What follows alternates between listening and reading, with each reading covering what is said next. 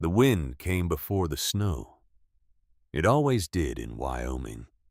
It came sliding down off the Absaroka Range like something alive, like something that had decided after long consideration that it did not care for the town of Coldwater Ridge and everything in it. It found the gaps between the cabin walls. It tested the hinges on the shutters. It moved through the lodgepole pines at the edge of town. With a sound like a congregation murmuring prayers, low, continuous, and without mercy, Eleanor Voss heard it the way she heard most things, quietly, from the inside.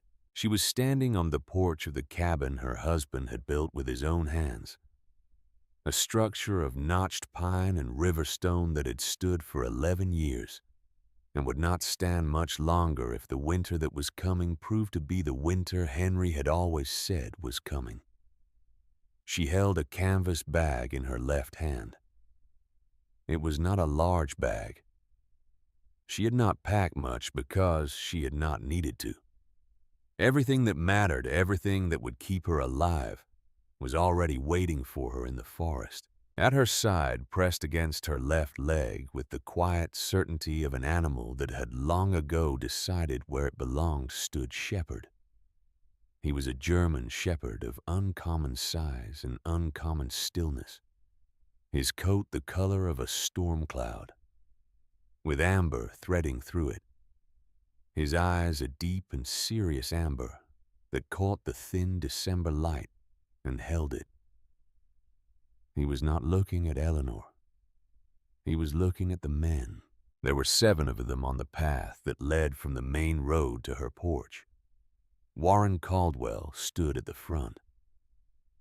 He was 55 years old and looked in the particular way of men who have spent decades being agreed with, like a man who had never once questioned the accuracy of his own judgment. He wore a good coat, dark wool, the kind that said he had not come here on a whim. He had come here with the full weight of Coldwater Ridge behind him, and he wanted Eleanor to feel that weight. She felt it. She simply did not buckle under it. Behind Warren stood the others 3 members of the town council, a man named Guthrie who ran the feed store, and 2 men Eleanor did not know well enough to name but recognized well enough to understand. They were the kind of men who showed up for things like this, not because they felt strongly, because they did not want to be the ones who stayed home. Cecily Hargrove was not among them. Eleanor had not expected her to be. The silence lasted a long time. That was the thing. People who had never seen a forced departure did not understand how much of it was silence. The cold filled the space between the people standing there, and the wind moved through the pines, and nobody said anything for what felt like minutes, because nobody needed to. The decision had been made 3 days ago in a room Eleanor had not been invited to. The men on her path were not here to explain. They were here to witness. Warren finally spoke. His voice was measured and steady, and entirely without apology. The council has made its position clear, Eleanor. We've a hard season ahead. Every person in Coldwater Ridge will need to carry their weight, and the council has determined. He paused, as men do when they are reciting something they have rehearsed. The council has determined that your continued presence is a drain on resources and a disruption to the order of this community. Eleanor said nothing. Warren continued, and his voice tightened slightly, the way a man's voice tightens when silence from the person he is addressing makes him feel, despite his best efforts, uncertain. You've spent the better part of 6 months wandering those woods, not farming, not contributing to the winter stores, not participating in the cooperative efforts that this town depends on. He glanced at the men behind him as if checking that they were still there. They were. We are not without compassion. The road south remains passable for another day or two at most. There are settlements in...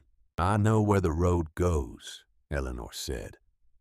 It was not a loud statement. It was not defiant in any theatrical way. It was simply a fact delivered in the tone of a woman who was finished listening to a man explain things she already understood. Warren closed his mouth. Eleanor looked at him for a moment. Then she looked one by one at the men behind him.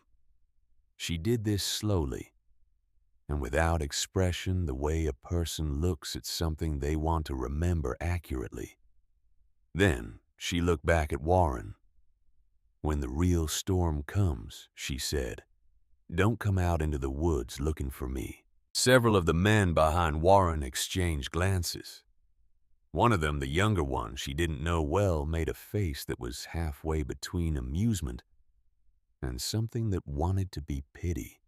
Warren's expression did not change. He had already categorized what Eleanor had just said, another piece of evidence supporting the council's conclusion. A woman undone by grief. A woman who had been communing with a dead oak tree for 6 months. A woman who, when given the opportunity for a dignified departure, chose instead to issue cryptic pronouncements about storms. He nodded once. He turned. The men followed him down the path, pulling their coats tighter against the wind, and did not look back. Eleanor watched them go. Then she picked up the bag, said one quiet word to Shepard, a word no one else was close enough to hear, and stepped off the porch into the snow. She did not look back at the cabin. She had said goodbye to it 3 days ago when she first understood what was coming, and she had said it in the way of a person who understands that a building is not the same thing as a home, that a home is something you carry or something you build. And she had for 6 months been building. She walked toward the trees. Henry Voss had been a trapper and a wilderness scout for the better part of his adult life before he settled in Coldwater Ridge, and the thing that people who had known him remembered most, the thing they said at his grave, and in the weeks afterward in that reflexive way people speak about the dead, when they are still close enough to feel the shape of the absence, was that he had known how to read things. He had known how to read weather and terrain and the behavior of animals in ways that most men learn to approximate. And Henry seemed to have been born understanding. What people said less often because it was harder to put into words was that Henry had also known how to read time. Not the time on a clock, but the longer kind, the time that moves through landscapes and climates, and the slow turning of systems so large that most people could not perceive them at all. He had spent enough winters in the high country to understand that they were not the same from decade to decade, that something was shifting in the patterns, that the cold seasons were getting longer and harder, in a way that the settlers who had come to Wyoming in the last 20 years had not yet been tested by. He had talked about this with Eleanor over the years. She had listened in the way she listened to everything Henry said, completely without interrupting, storing the information in that quiet interior place where she kept the things that mattered. He had talked about the winter of 1864, which had killed more livestock across the territory than anyone had records for. He had talked about a trapper he'd known in his 20s, a man named Colson, who had survived 6 days in a blizzard by burrowing into the base of an old-growth tree. He had talked in the abstract, and then in increasingly specific terms about what a person would need, what any person would need. Not just a woodsman, not just someone like him to survive a true catastrophe winter. Eleanor had listened. She had not known in those early years that he was not speaking abstractly. He had found the tree in 1872. He had been 31 years old, working a survey route through the old-growth section of the forest northeast of what would become Coldwater Ridge, when a late-season storm had come in faster than he expected. He had been caught in it, a rarity for him, and in the deteriorating visibility he had made his way upslope through timber, so old and dense that it reduced the wind to a whisper. And then, in a natural clearing on the leeward side of a ridge, he had found the oak. It was not a tree that made sense in that place in that way. Oaks of that size belong to older, wetter climates, to centuries of growth undisturbed by axe or fire. This one had survived because of the ridge. The geology of that particular slope had created a natural windbreak that protected the tree from the burning dryness that took so much else, and it had grown for what Henry estimated based on its circumference and bark depth was somewhere between 300 and 400 years. Its trunk was wider than a man could span with both arms. Its root system had over those centuries created a raised platform of earth around its base that functioned like the hull of a ship, and at the leeward side of that platform, where the largest root structures had grown together and then apart again over time, there was a hollow. Henry had crawled into it. He had spent the night there, pressed against the dog he had. Then that was another shepherd. The first one, the grandfather of the animal that now walked beside Eleanor, in a space that was dark and close and smelled of heartwood and damp earth. And he had been warm, not comfortable, not warm in any way that he would have called pleasant under normal circumstances, but alive warm, survivably warm in conditions that he calculated would have been dangerous in the open. He had lain there through the night, listening to the storm, and he had thought about Colson. He had thought about what this space was, what it could become if someone spent the time. He had gone back the following spring, and the spring after that, over the years quietly and without telling anyone, not because he was secretive by nature, but because he understood that the kind of preparation he was contemplating was the kind that, if spoken of in public, invites the particular species of mockery that communities reserve for people who take the future seriously. He had worked.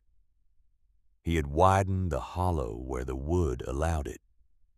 He had laid down a floor of flat stones to lift the sleeping surface off the damp earth.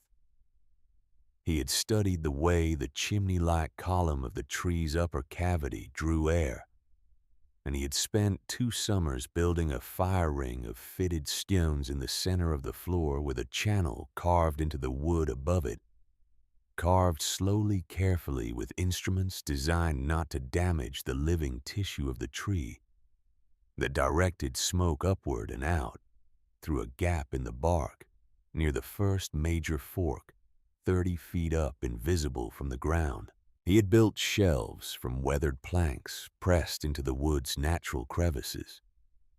He had carried water from the spring 100 yards north trip by trip in sealed clay vessels. He had stored dry wood under oilcloth braces he had fitted to the outer root arches. He had, over 14 years of patient and solitary effort, turned a natural hollow in an ancient tree into something that could hold people alive through the worst winter the territory could produce. He had not told Eleanor about any of this until the autumn of 1886, when he understood that he was dying, and that the winter she would face alone was the winter he had been preparing for. She had sat beside his bed in the amber light of the oil lamp, and he had talked for a long time. He was not a man who had ever talked easily, but he talked that night with the focused precision of someone transmitting something urgent. Not because he was afraid she wouldn't remember, but because he knew there would be questions, and he might not be there to answer them, and so he answered them in advance, answered them. He described the tree. He described the approach through the timber, the landmarks that would guide her in poor visibility, the specific root arch under which the entrance was set. He described the fire ring and the smoke channel, and where the kindling cache was stored. He described the inventory he had built up over the years, the smoked venison wrapped in wax cloth, the dried corn and beans in the sealed clay pots, the parched grain, the dried berries, the medicinal herbs bundled and hung from the shelf brackets. He described the spring and how to find it if the surface froze over. He described where he had stored the extra blankets, the oilcloth, the secondary fire-starting kit, in case the primary was lost. He talked for nearly 2 hours. Then he reached under the edge of his mattress and retrieved a notebook. It was a plain thing, the kind surveyors used, filled with his precise and economical handwriting from the first page to the last, with diagrams worked into the margins and a rough map of the approach route drawn on the inside front cover. "It's all in here," he said. "Everything I told you and more. The things I'll think of after I'm asleep." He paused. "Read it in order. The front pages first." Eleanor took the notebook. She held it with both hands. "Henry," she said. "I know," he said. That was all they said about it. He died 6 weeks later in October of 1886. In the bed he had built in the cabin he had built in the town he had chosen in the territory he had known better than almost anyone alive. He died without drama, without final words that anyone outside the room would have found remarkable in the particular quiet of a man who had over a lifetime made his peace with the terms of being human. He had spent his last months not in the helpless surrender that illness so often demands, but in the concentrated labor of a man ensuring that what he had started would be completed, coming back from the hollow exhausted beyond what she had understood, until later, working past the point his body could afford, finishing the east wall insulation, and the secondary water storage, and the firewood cache on the north root arch, because he had calculated with the same precision he brought to everything that Eleanor would not have time to do all of it herself. The death that looked like defeat was not defeat. Eleanor understood this only after reading the notebook. She buried him on the hill east of town, beside the 3 people before him who had been buried there.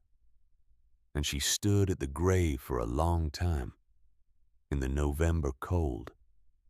And then she walked home, and she read the notebook. She read it for 3 nights straight.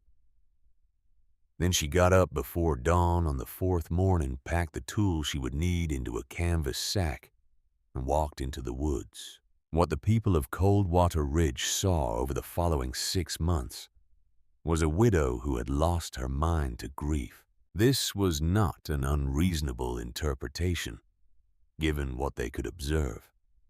Eleanor Voss left her cabin every morning before most people were awake, carrying tools and materials, an axe, a hand shovel, coils of rope, bundles of dried material, sealed containers of various kinds, and returned at dusk, sometimes after dark, with mud on her boots and her hands, and a look on her face that was not the look of a woman in distress. It was, people noted with some unease, the look of a woman who had somewhere to be. Cecily Hargrove was the primary architect of the narrative that developed around Eleanor's behavior. Cecily was 50 years old and had, over the course of her tenure as the wife of Coldwater Ridge's most prosperous merchant, become the person through whom most of the town's social information passed. She was not cruel in her intentions. She was simply a person for whom the world only fully made sense when it could be explained. And Eleanor Voss had become difficult to explain. "Saw her again this morning," Cecily said to the women gathered at the dry goods counter on a Tuesday in December, before first light, going toward those old woods with that enormous dog and a sack big enough to carry a body. She shook her head, talking to herself. "She lost Henry only 2 months ago," said one of the women, a younger woman named Prudence, a school teacher's wife who had arrived in Coldwater Ridge only the previous spring and had not yet learned to confuse the town's consensus for truth. Her tone carried the mild resistance of someone who had not yet fully conceded the argument. "I know what she lost," Cecily said. "I know grief. This isn't grief. Grief is when you cry in church and you can't eat and your friends sit with you. This is something else." She set down the cloth she was examining. "She's out there in that forest talking to that dead tree. The same tree every day. You ask me, her mind's gone to the same place Henry went." In the saloon, the men had their own version. A dead oak with a hollow trunk. The widow carrying rocks to it, carrying wood to it, digging around the base of it, like she was trying to plant it or resurrect it, and this drew particular laughter move into it. "Maybe she's building a home for the squirrels," said a man named Orland who worked the tannery and who found this very funny. "She'd be better company for the squirrels than for us," said another. Warren Caldwell heard these conversations. He also, on one occasion in November, encountered Eleanor himself on the edge of the eastern forest. She was dragging a heavy bundle of something he could not determine exactly what toward the trees. He had called to her because he was a man who felt that the town's welfare was his particular responsibility and because he had been developing for some weeks. The specific kind of concern that leaders develop when someone in their community behaves in a way that falls outside the established categories. "Eleanor," he had said, stepping toward her, "this isn't right. A woman alone shouldn't be spending her days wandering out there. Henry's been gone 2 months. There are people in town who could use your help. The church is short 2 hands for the winter store's preparation, and Nora Aldrich has 3 children and a husband laid up with fever." Eleanor had stopped walking. She had looked at him. Not through him, which might have been easier to categorize, but directly at him with a kind of clear attention that was worse somehow than any response he had anticipated. She said nothing. She turned and continued walking toward the trees. Warren stood on the path and watched her go and felt for the first time in the process that would end on Eleanor's porch in December the particular discomfort of a man who has just realized that the person he intended to help has not experienced his offer as help. He filed that feeling away in the place where men like Warren Caldwell store the things they prefer not to examine. What Eleanor was doing in those 6 months was this. She was reading Henry's notebook, and she was doing what it said. The hollow was larger than she had expected, larger than Henry's descriptions had quite prepared her for, and the basic structure was more complete than she had dared hope. He had built well. The fire ring was perfectly constructed, the smoke channel genuinely functional, the flat stone floor dry and solid, the existing shelves sturdy and level. But Henry had built the hollow for 2, perhaps 3 people at the outer limit, himself and Eleanor a refuge for a couple designed with the intimate scale of a man who had not yet imagined that the catastrophe he was preparing for might require more. Eleanor looked at the space, and understood immediately what it needed to become. She built it for 15. This required time and physical effort of a kind that tested her in ways she had not expected. She was not a weak woman. She had lived in Wyoming for 11 years and had never confused comfort with necessity. But she had also not spent her adult life doing the specific kind of sustained manual labor that the expansion required. Her hands blistered and then calloused. Her back ached at the end of the days in a way that was not temporary pain but structural, the kind that announced it was settling in for the season. She widened the northern wall by 3 feet, packing the new section with compressed moss and clay for insulation. She added 6 new shelf brackets. She installed the secondary water storage Henry had left as framing, only carrying the sealed clay vessels herself, trip by trip from the spring.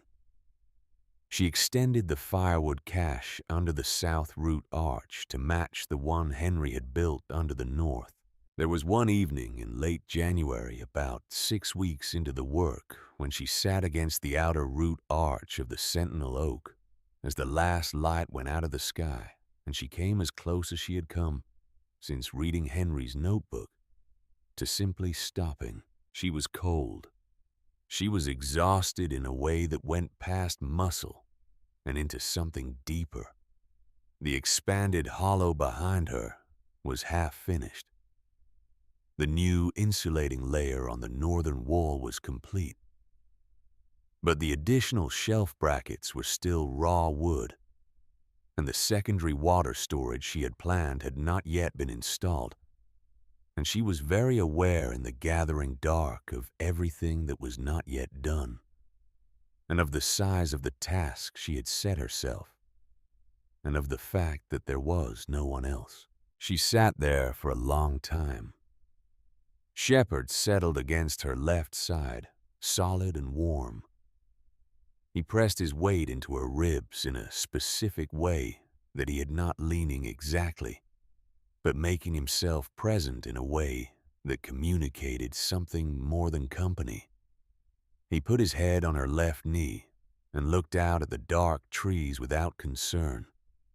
Eleanor put her right hand on his back and felt his breathing. She thought about Henry. She thought about him in the particular way she allowed herself in private, which was fully not the managed version of grief she wore in town, which was the absence of visible grief, rather than its absence, but the actual thing. She thought about the sound of his voice, the way he had handed her the notebook with both hands as if it were fragile.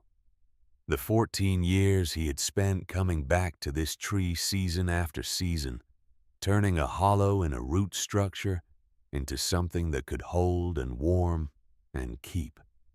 She thought about the final months, about the exhaustion she had misread as illness, about what she now understood he had been doing in the hours she thought he was resting. She thought about what it would mean to stop. Shepard shifted.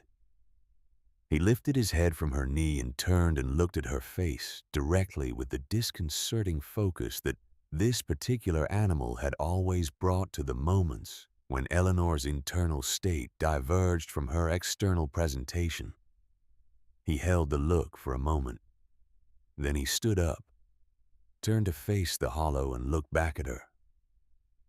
It was not a complicated communication, but it was sufficient. Eleanor got up. She went back inside and worked by lantern light for another hour. And then she walked home in the dark. And she came back before dawn the next morning. She came back every morning after that. By the time the council made its decision in December of 1887, Eleanor had been inside Sentinel Oak more times than she could count.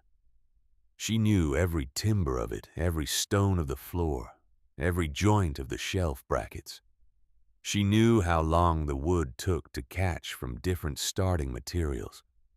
How many minutes the hollow took to warm to livable temperature from dead cold.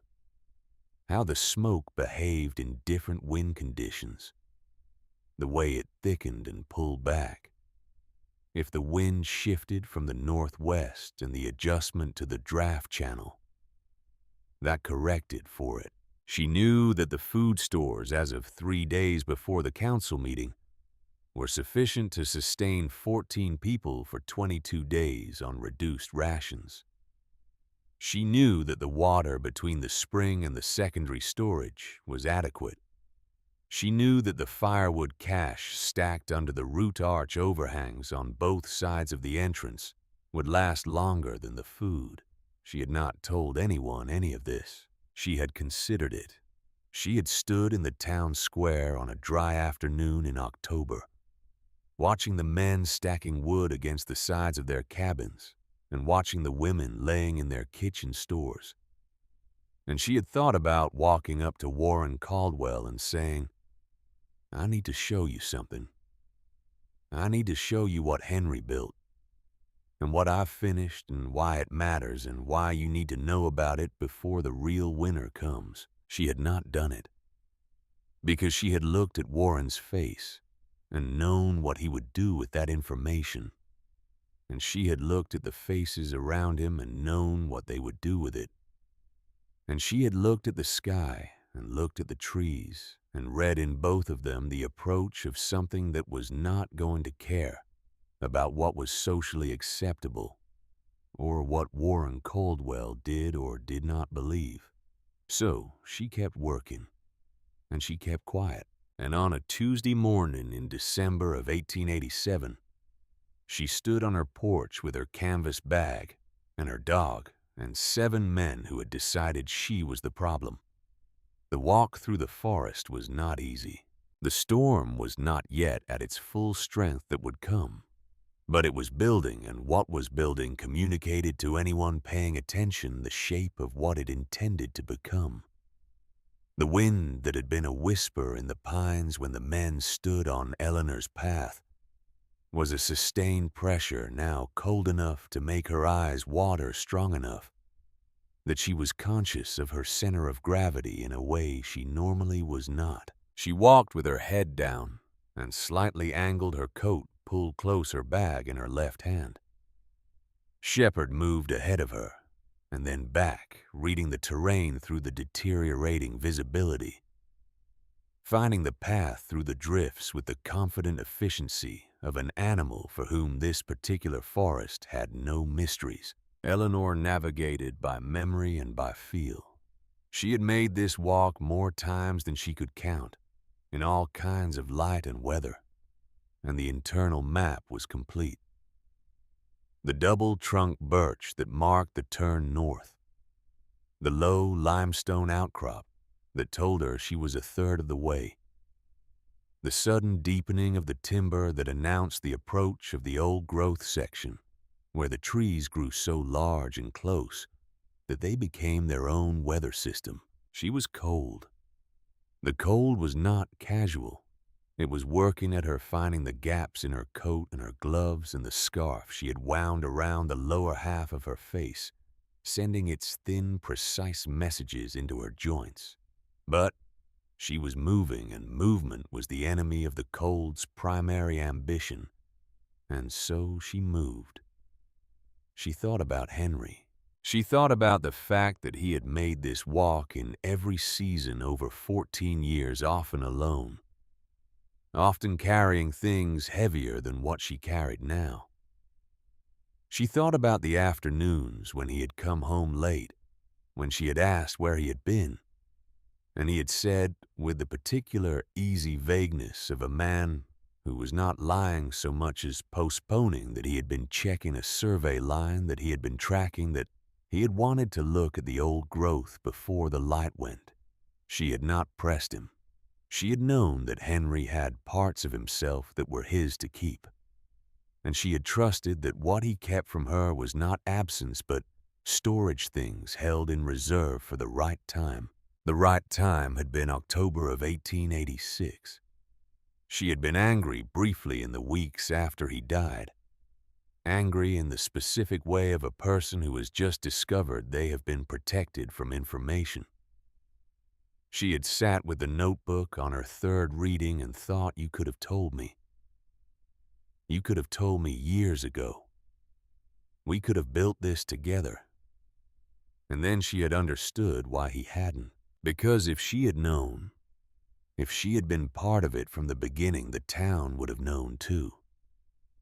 The questions would have been asked in public, and the answers would have filtered through the mechanisms by which Coldwater Ridge processed and distributed information, which meant through Cecily Hargrove, and what came out of that process would not have been understanding.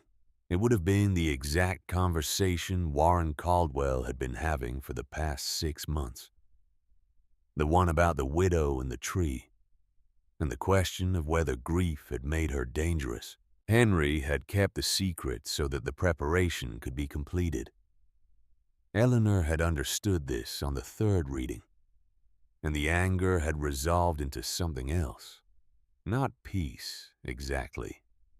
Something more durable than peace.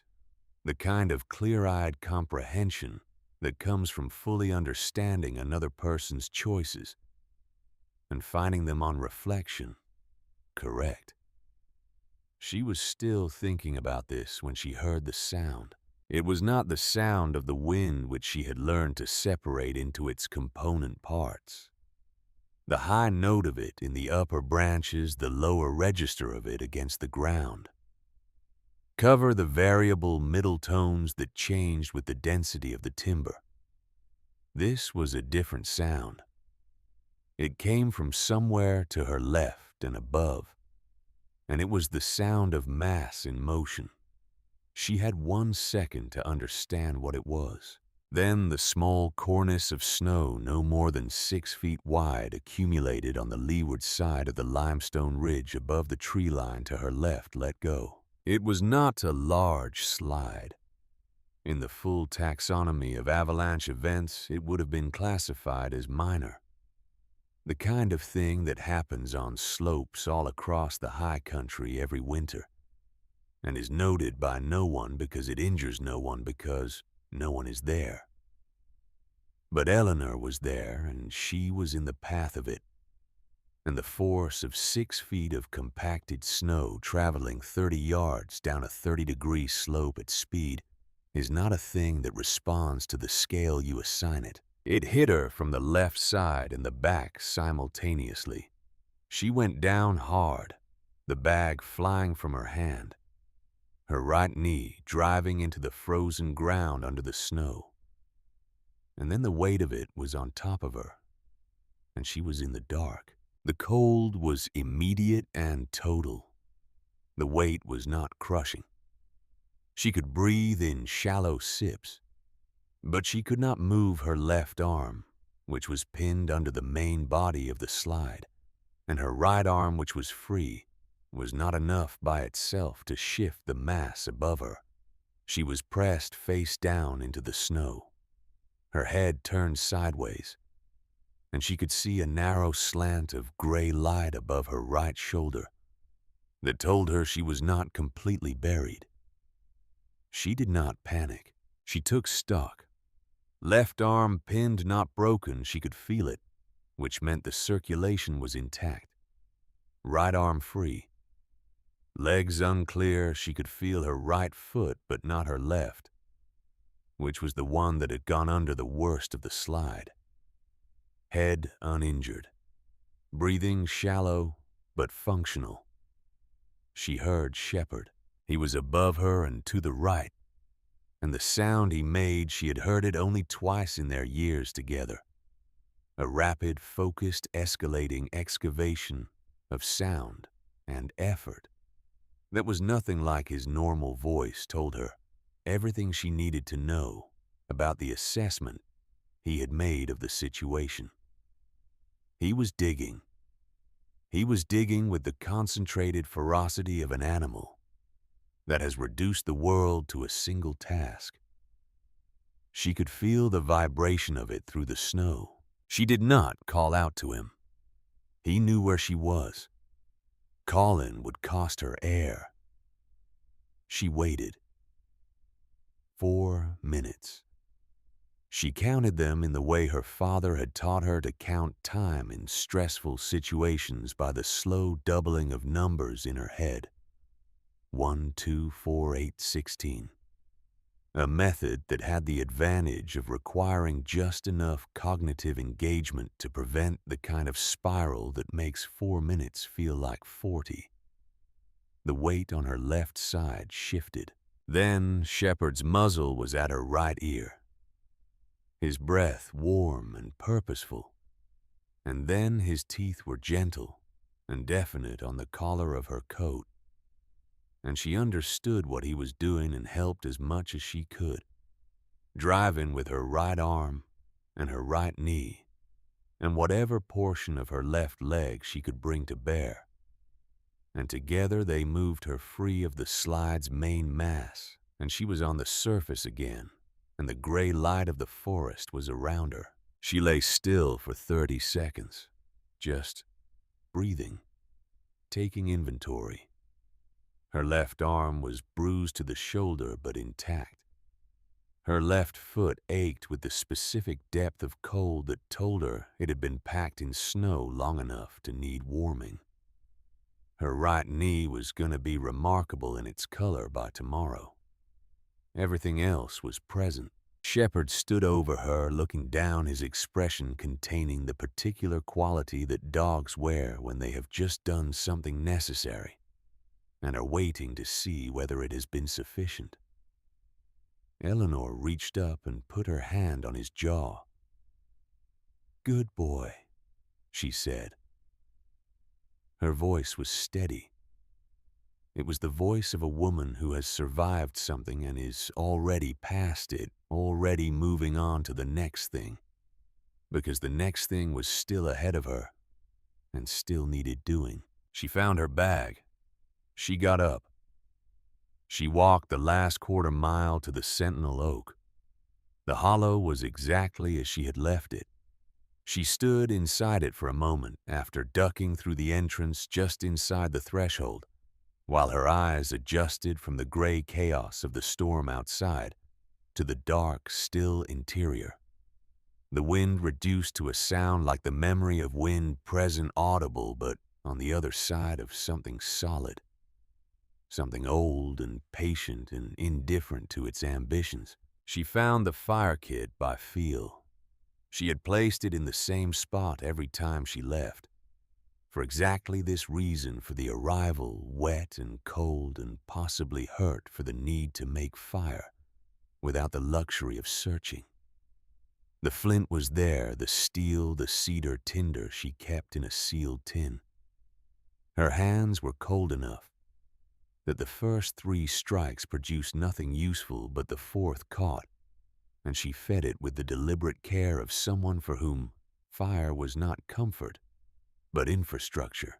The kindling was dry.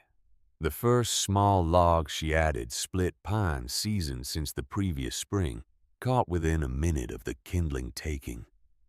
Within 15 minutes, there was a fire that meant something, that created a circle of warmth extending 6 feet in all directions, and that sent its thin, intelligent smoke up through the carved channel in the heartwood and out through the hidden gap 30 feet above. Eleanor peeled off her outer coat and her wet gloves and hung them on the bracket pegs she had installed specifically for this purpose. She unrolled the sleep mat and the wool blankets from their oilcloth wrapping and spread them on the flat stone floor on the fire's east side.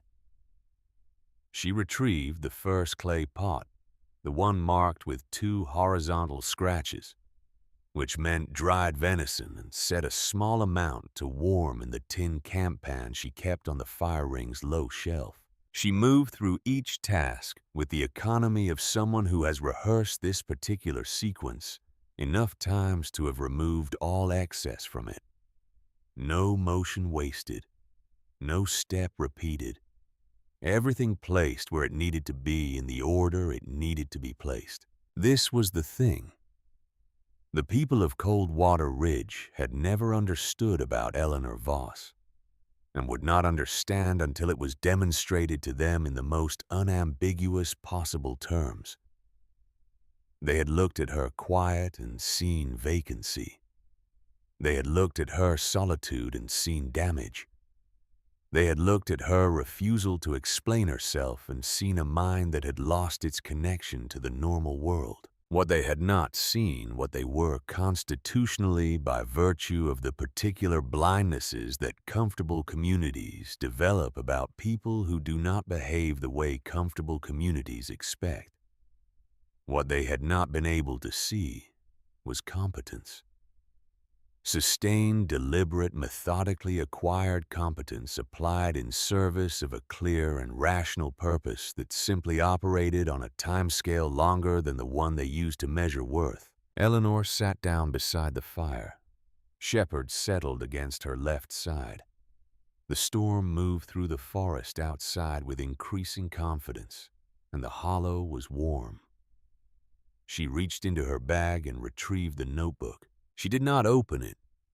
She had not needed to open it in 3 months, having memorized its contents well before the first frost. She held it in both hands in her lap in the firelight, the way she had held it the first time Henry had given it to her, with both hands as if it were a living thing. She thought about what he had written on the final page in the different handwriting of a man who was very tired. The letters less precise than his usual. The sentences shorter. She did not need to read it. She knew every word. If they come to you in the storm, let them in. Not because they deserve it, because that is the difference between what we build and what they fear. What we build is for anyone who needs it. That is the only instruction that matters. Outside, the wind gathered itself for what it was about to do to Coldwater Ridge. Inside the Sentinel Oak, Eleanor Voss fed her fire and waited. The storm arrived at full strength sometime in the deep hours of that first night, and it arrived without the incremental courtesy of a thing that is still deciding. It came as a commitment. The wind that had been building since morning became in the space of an hour, something that had no useful comparison in ordinary experience.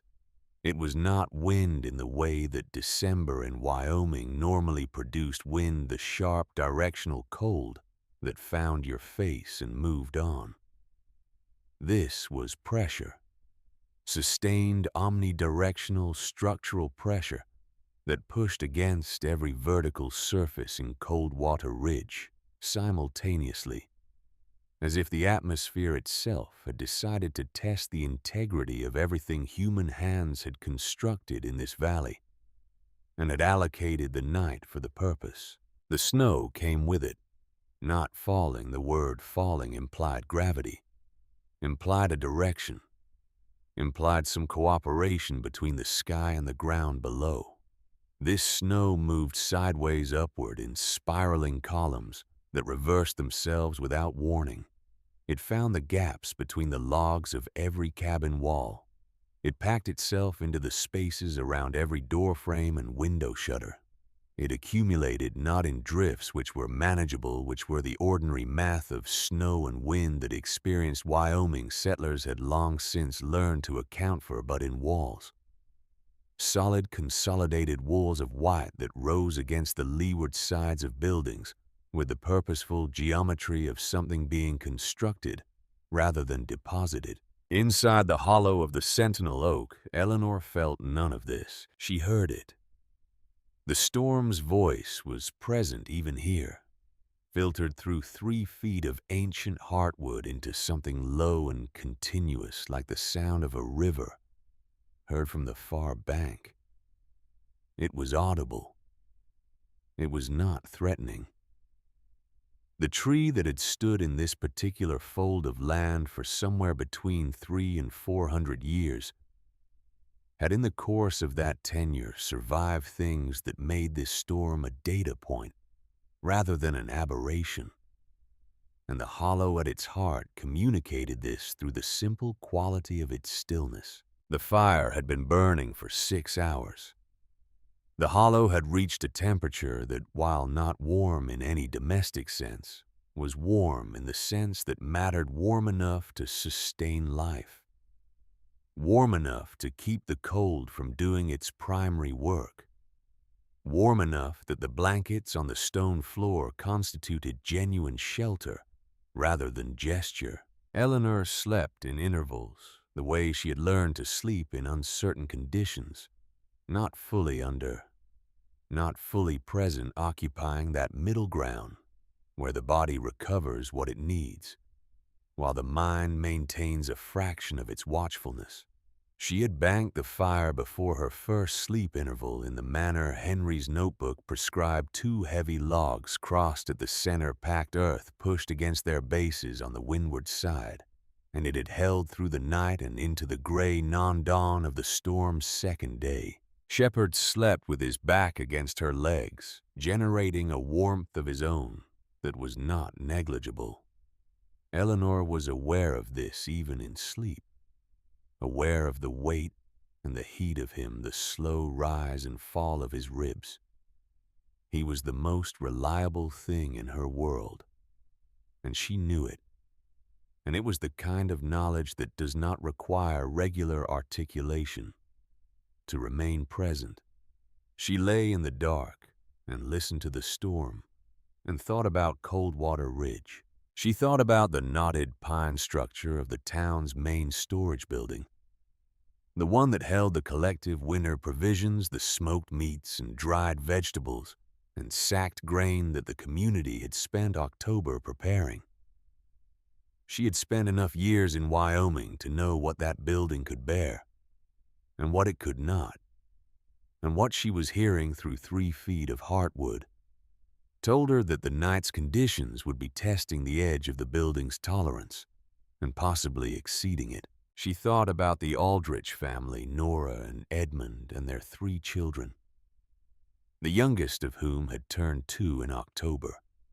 Their cabin was on the north side of the main road, which meant the windward face of their structure was taking the full uncorrected force of a storm that had decided to come primarily from the northwest. Edmund Aldrich was a competent man. He had built a competent cabin. Competent was not the same as sufficient. She thought about Cornelius Fenwick, who was 73 years old and lived alone at the east end of town, and whose chimney she had noticed on her last visit to town 3 weeks ago was drawing poorly. A problem that was an inconvenience in a normal winter, and a danger in this one, because a poorly drawing chimney meant smoke backing into the living space. And smoke backing into the living space of a man who was old and already living at the edge of what his lungs could do was a problem with a clear and proximate conclusion. She thought about all of this with the specific quality of concern that belongs to someone who is prepared for a situation and is now in the position of waiting for the situation to demonstrate why the preparation was necessary. She did not feel satisfaction. She did not feel vindicated. She felt, if she examined it honestly, the particular loneliness of having been right about something that she would have given a great deal to have been wrong about. In Coldwater Ridge, the second day of the storm began badly and declined from there. The first sign was the sound. People who had lived in Wyoming for years, who knew what a hard winter sounded like, who had experienced the ordinary severity of mountain weather, reported afterward that the sound of the second morning was different in a way they could not entirely articulate. It was not louder exactly. It was more insistent. It had the quality of something that had moved past the preliminary stages of what it intended to do and had arrived at the main business. Warren Caldwell was awake before dawn, which was not unusual for him. He was a man of regular habits, and the storm had not changed that. He dressed by the light of the lamp and went to the window and looked out. and could not see the building across the road, which was 40 feet away. He stood at the window for a moment processing this information. Then he heard the first of the sounds that would, over the next 6 hours, constitute the score of the community's unraveling. It was a crack, then a pause, then a sustained groaning of stressed timber that seemed to come from everywhere at once, as if the town itself had decided to speak. The roof of Warren's attached storage room, a lean-to structure he had added to the main building 3 years ago, built with green wood, because the season's supply had been low that season, and he had intended to reinforce it the following spring, and had not shed its accumulated snow load in a single catastrophic exhalation. The lean-to did not collapse, but the sound of its roof flexing and the snow sliding free was sufficient to bring Warren to his back door in his coat and boots. And what he saw when he opened it was a wall of white where his back path had been chest-high, solid, and still growing. He stood in the doorway and felt the storm push against his chest with a force that was almost proprietary. He thought about Eleanor Voss. He thought about what she had said on the porch. He filed the thought the same way he always filed thoughts that were inconvenient to the positions he had already established, which was quickly and into a compartment he rarely revisited. Then he went inside and put more wood on his fire and told himself that the situation was manageable.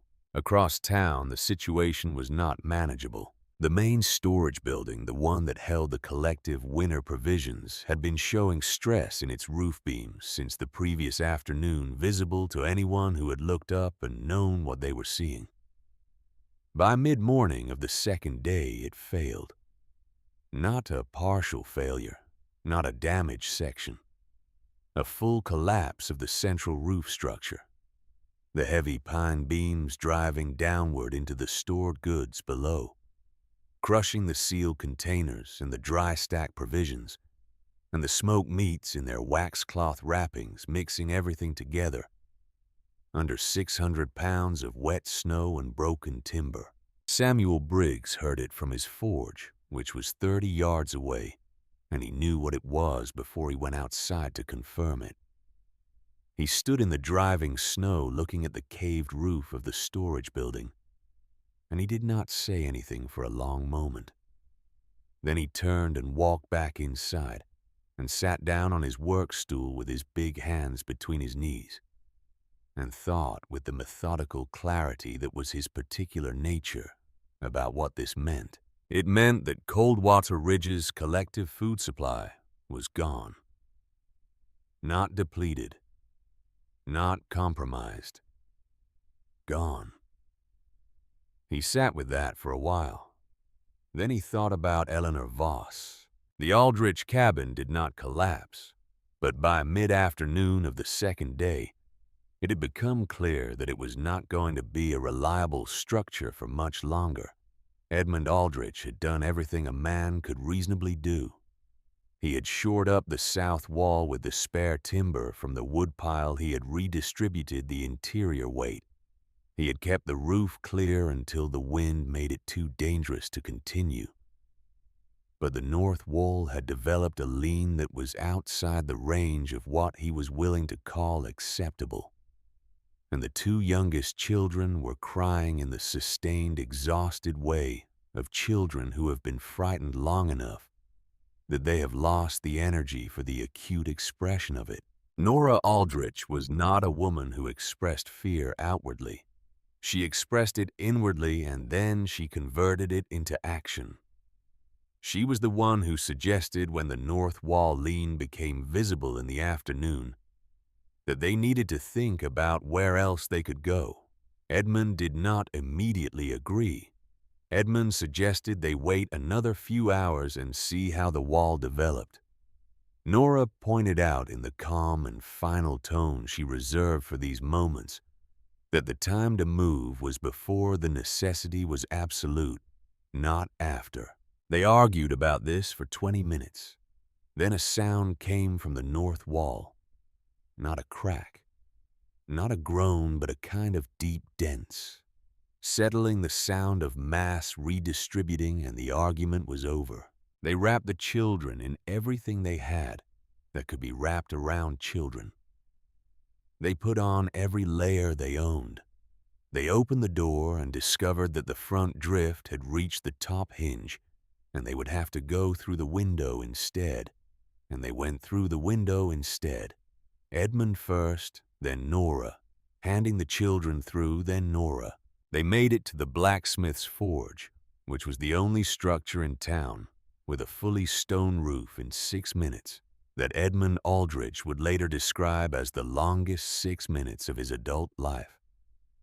He would describe the experience of moving through the storm with his youngest child pressed against his chest, under his coat, being able to see perhaps 10 feet in any direction, the wind working against every step, as the experience that made everything else in his life look manageable by comparison. At the forge, they found Samuel Briggs and 3 other people who had arrived by different paths and for different reasons, and with the same result: the town was failing and the forge was the only solid thing left. Warren arrived an hour later. He did not arrive with authority or with a plan. He arrived with snow on his coat and a look on his face that Samuel Briggs recognized but had never expected to see there. The look of a man who has lost the organizing principle by which he has been navigating the world. He stood by the forge's central furnace, warming his hands, and did not speak for a while. Then Samuel told him about the storage building. Warren listened. He processed the information. He was a man who was very good under normal circumstances at processing information and producing a response that had the quality of a decision. Under these circumstances, processing the information produced a response that had the quality of a man looking at a problem that was outside the dimensions of anything his experience had equipped him to solve. He said nothing. It was Ira Stokes who broke the silence. Ira, who had arrived at the forge an hour before Warren, who had been sitting in the corner near the secondary bellows with his hat in his hands, who had been quiet in a specific way that was different from Samuel's quiet, in that it contained something compressed and struggling, rather than something measured and still. "She knew," Ira said. He said it to no one in particular. He said it to the space in the middle of the room the way a person says a thing that has been building pressure against the inside of their chest long enough that containment is no longer an option. Samuel looked at him. "What's that?" Edmund Aldrich said from across the room where he sat with his children pulled close. "Eleanor Voss." Ira's voice was low. She knew this was coming. She wasn't wandering out there. She wasn't talking to a dead tree. He stopped. He put his hat back on and then took it off again. "I saw it. I saw what she built. 2 months ago when I was working the northeast line. I went up through the old growth and I found it, the oak, the entrance, the inside." He looked up at Samuel. "It's a shelter. It's a real shelter. It has food and a fire ring and room for, I don't know, a lot of people." The room was quiet. Even the children who had been murmuring in the way of children processing a frightening day went still. "You knew," Samuel said, not as an accusation, as a statement of a fact that was being established for the record. "I knew," Ira said. "I didn't—" He stopped again. The thing he couldn't do was produce an adequate reason for the thing he had done, which was nothing. He had known, and he had not spoken. And the reason, the actual reason, the one he had not allowed himself to name clearly in the 2 months since, was that speaking would have meant standing against the consensus, and standing against the consensus of Coldwater Ridge in the matter of Eleanor Voss would have meant being the person that Cecily Hargrove talked about at the dry goods counter. And Ira Stokes had not wanted to be that person. He understood sitting in the forge in the storm with children quiet in the corner, and the winter provisions buried under the collapsed storage building, exactly what that preference had cost. He understood it in the specific way that you only understand a thing when you can see the full length of the chain between the choice you made and the place you are now standing. "I should have said something," he said. "I should have said something before the council meeting." Samuel looked at him for another moment. Then he looked at Warren. Warren was still standing at the furnace with his hands extended toward the heat. His face, when Samuel looked at it, was the face of a man who was working through the same arithmetic that Ira had just completed, arriving at the same total from a different direction. "We have to find her," Samuel said. He said it simply, without drama in the tone he used when he had reached a conclusion that was not in question. Warren looked up. "In this," Edmund Aldrich said, gesturing toward the forge door through which the sound of the storm was fully audible, even through solid stone. "She went into those woods this morning," Samuel said. "She's there now, in whatever she built." He looked at Warren. "You know she is." Warren did know. He had known it in the place where he stored the things he preferred not to examine since the moment Eleanor had said what she'd said on her porch. And he had categorized it as the speech of a woman whose mind had broken. He knew it now with a different kind of knowing, the kind that comes when the categorization fails, and the thing you stored away surfaces again, recontextualized with full weight. "The food is gone," Samuel continued. "The storage building is gone. Mabel Croft next door says Cornelius Fenwick hasn't opened his shutter since yesterday morning, and there's no smoke from his chimney." He paused. The pause held everything it needed to hold. "We go. We find her. Whatever she's built out there, it's better than what we have here." "She told us not to come," Warren said. It was not a statement of intention. It was something closer to an inventory of what he had done being read back to him by someone who had kept better records. Samuel looked at him with the patience of a man who has been measuring his responses carefully for a long time. "She told us not to," Samuel said. "She didn't say she wouldn't let us in." They went out into the storm. Warren, Samuel, and Ira, with the understanding that this was not a well-considered plan, but the absence of any alternative, which was different. They had no snowshoes. They had wool blankets wrapped around their legs over their boots, which became wet and heavy within the first 100 yards, and which slowed them in a way that was the difference between a difficult journey and a potentially fatal one. They had rope. Samuel had brought a coil from the forge, and they were tied together at intervals of 12 feet, so that if the visibility dropped to 0, they would not lose each other, which was the most likely specific way the situation could get worse. The visibility dropped to near 0 within 200 yards of the town's edge. Warren went down first. He sank to mid-thigh in a drift he hadn't seen until he was in it, and the effort of extracting himself cost him something, not just energy, but the particular expenditure of will that comes from having to physically fight the ground itself. He had been in difficult situations before, but they had been difficult situations in rooms, in conversations, in the domain of social management, where he had spent 40 years becoming skilled. This was different.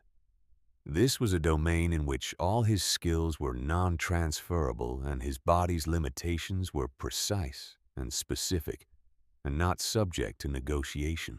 He got up. Samuel helped him up, one hand under his arm, without comment.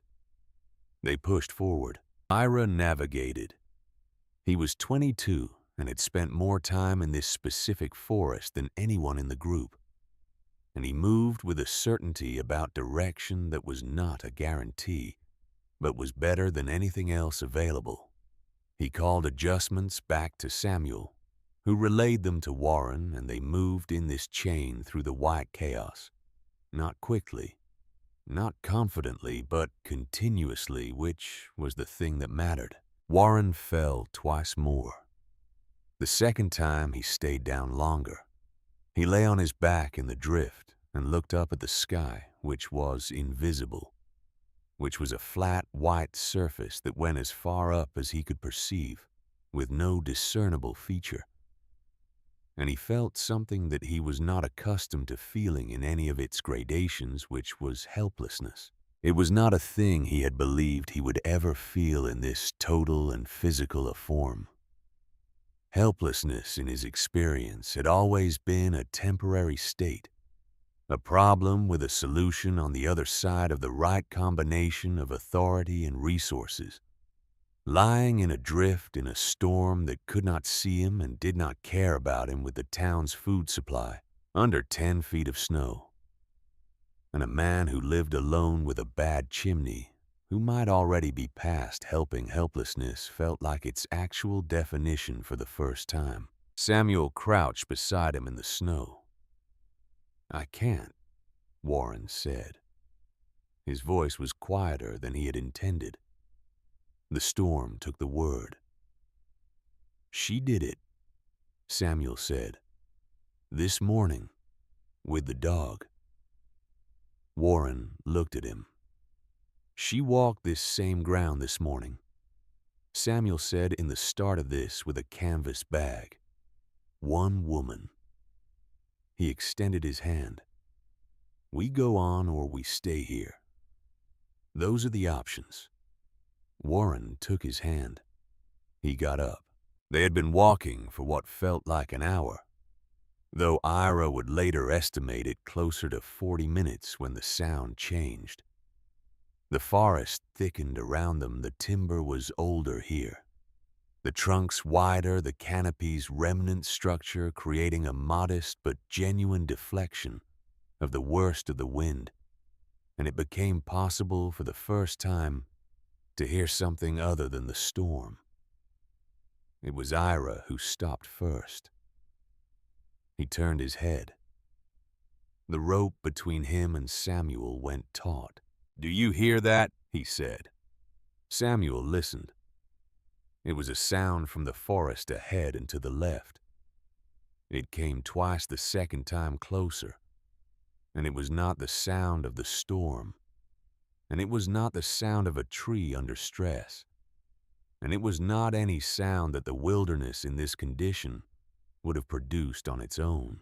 It was a bark, deep controlled, carrying a weight of intention that cut through the ambient noise of the storm, the way a voice cuts through a crowd when the voice knows what it is saying. Then, through the swirling curtain of snow, a shape materialized. It was large and dark, and it moved through the drifts with an ease that made their own labored progress look like a different order of activity entirely. It stopped 20 feet ahead of them and looked at them with eyes that reflected even the flat gray light of the storm, with a quality that was hard to characterize precisely, but that none of the three men, separately or together, felt comfortable calling anything other than assessment. Shepard looked at them for 3 seconds. Then he barked once more. Short Directive turned his head. Northwest looked back at them and began to move. He did not run. He moved at exactly the pace that the three men at their best could maintain. He would pull ahead by 15 or 20 feet, then pause and look back, then continue. When Warren fell for the 4th time, and the pause between going down and coming back up was longer than the previous pauses, Shepard came back the full distance and stood at Warren's left side while Samuel helped him up. And Warren, without thinking about it, put his hand on the dog's back, and the dog bore the weight without moving. Then Shepard moved forward again and they followed. Ira said sometime during those last minutes of the walk, almost to himself, "She sent him. She knew we'd come."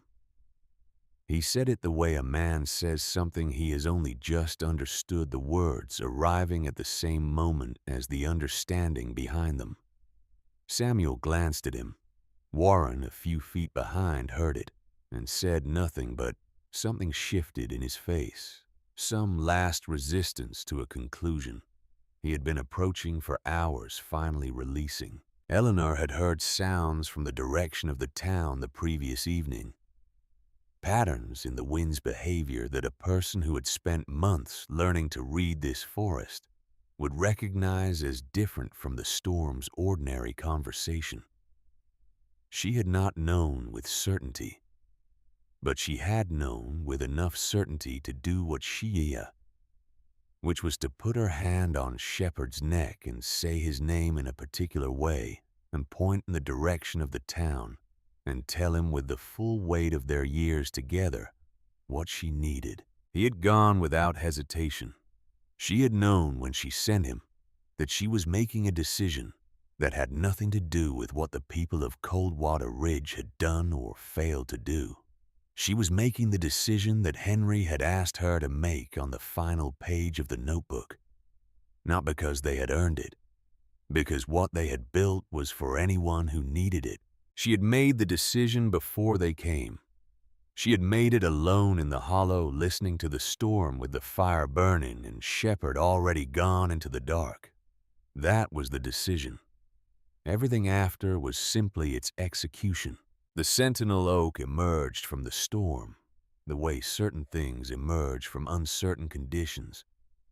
Not gradually, not with warning, but suddenly and completely, and with an impact that the human mind processes as wrongness before it processes it as the thing it actually is. Because an oak tree of this size was wrong in the way that the genuinely extraordinary is always wrong when first encountered. It was wrong in the sense that the mind's scale reference for what a tree should be does not accommodate it. It was wrong in the sense that 300 years of uninterrupted growth in a favorable location produces something that exists in a different category from what the word tree normally designates. Ira saw it first and stopped walking. Samuel walked into him from behind. Warren, who had his head down against the wind, ran into Samuel and then looked up. They stood and looked at the tree. Shepard was already at the entrance, the dark opening in the root structure on the leeward side, low and wide, framed by root arches as thick as Samuel's forearm. He turned and looked at the men. Then he disappeared inside. The three men exchanged no words. There was nothing useful to say about what they were looking at or what they were about to do. Warren Caldwell, who had been the first to find his voice in almost every social situation he had participated in for the past 2 decades, ducked his head and followed a dog into the base of a tree. The warmth was the first thing. Not overwhelming warmth, not the disorienting blast of heat that follows extreme cold in enclosed spaces, but the warmth of a thing that had been carefully and deliberately managed. A warmth that had been built at the right rate and sustained at the right level. A warmth that said, someone has been here. Someone has been paying attention. The fire was burning low in the ring of fitted stones exactly as it should be. At this stage of a burn cycle, no taller than necessary, positioned to give the maximum radius of warming heat from the minimum consumption of fuel. The smoke rose into the carved channel in the heartwood above it and disappeared, leaving the interior air clean in a way that seemed improbable given that a fire had been burning there for the better part of a day. The walls around them were ancient wood, the close, dark grain of heartwood, centuries deep. The floor was flat stone covered on the sleeping area with layered rush mats and wool blankets. The shelves along the south wall held sealed clay pots at regular intervals. The firewood cache to the right of the entrance was substantial and dry. And Eleanor was there. She was kneeling beside the fire, adding a piece of split pine, with the attention of someone who is doing a thing they have done enough times to do it without ceremony. She looked up when they came in. Her face in the firelight was calm and unreadable in the way it had been on her porch. Not closed, not hostile, simply the face of a woman who had decided at some point before this moment how this moment was gonna go. She looked at Warren first, then Samuel, then Ira. She looked at each of them the way she had looked at the men on her porch, not through them, but directly at them, a look that registered what it saw without editorializing. Then she looked back at the fire. "Your hands," she said. "Let me see your hands." Warren extended his. They were the color of a winter sunset. Deep red, shading toward white at the fingertips, which was a progression Eleanor recognized and did not like. She took his hands in both of hers and held them at a specific distance from the fire, close enough for the warmth to begin its work, far enough that the rewarming happened at a rate the tissue could tolerate. "Boots off," she said to all three of them. "Everything wet off. Stack it near the entrance, not by the fire." They obeyed her without discussion. Warren Caldwell, who had not obeyed anyone in a long time, unlaced his boots with fingers that were clumsy and cooperative and set them where she had indicated and moved to the fire. Eleanor rewarmed Warren's hands for 4 minutes before releasing them. She checked Samuel's his were better. The hands of a man whose work had made them resilient, and applied a small amount of a herb and tallow salve from a tin on the shelf to the worst portions. She checked Ira's hands and feet. His left foot had the beginnings of the white, waxy quality that meant something was happening beneath the surface that needed management. And she packed it in dry cloth and positioned him so that the foot was elevated slightly and angled toward the fire's warmth. She did all of this in the same manner. She did everything in this hollow with complete attention. Nothing extra, nothing held back. When she was done, she went to the supply shelf and opened 2 of the clay pots and began to prepare food, dried venison and a handful of grain into the small camp pan, with a measured amount of water from the sealed jug. Not a feast, not a gesture. A calculation of what 3 additional people needed and what the supplies could provide. Ira watched her work. He had been watching her since they came in, and the quality of his watching was different from Samuel's and different from Warren's. It contained the specific attention of someone who is looking at the distance between what they knew and what they did, and trying to measure it with enough honesty to eventually forgive themselves. He opened his mouth. He closed it again. He tried again. "Mrs. Voss," he said. Eleanor did not stop what she was doing. "I saw this place," he said. "2 months ago. I knew what you were doing out here." His voice was steady in the way that voices are steady when the person speaking has decided to complete what they are saying regardless of the response. "I didn't tell anyone. I didn't say anything at the council meeting. I thought—" He stopped. "It doesn't matter what I thought." Eleanor did not respond for a moment. She was adjusting the camp pan's position on the fire ring's low shelf. The motion required her attention. Then she said without turning, We'll talk about that when everyone is warm. Not dismissal, not absolution. A deferral that contained within it the information that the conversation would happen, that she had heard him and registered it and intended to address it. But not now, because now there were other priorities, and she did not allow the management of her own feelings to displace the management of immediate needs. It was, Ira would reflect later, the most instructive thing he had ever seen a person do. He had expected anger. He had braced for it. He had constructed in the 40 minutes of walking through the storm a kind of internal petition that was prepared to receive whatever she gave him and call it deserved.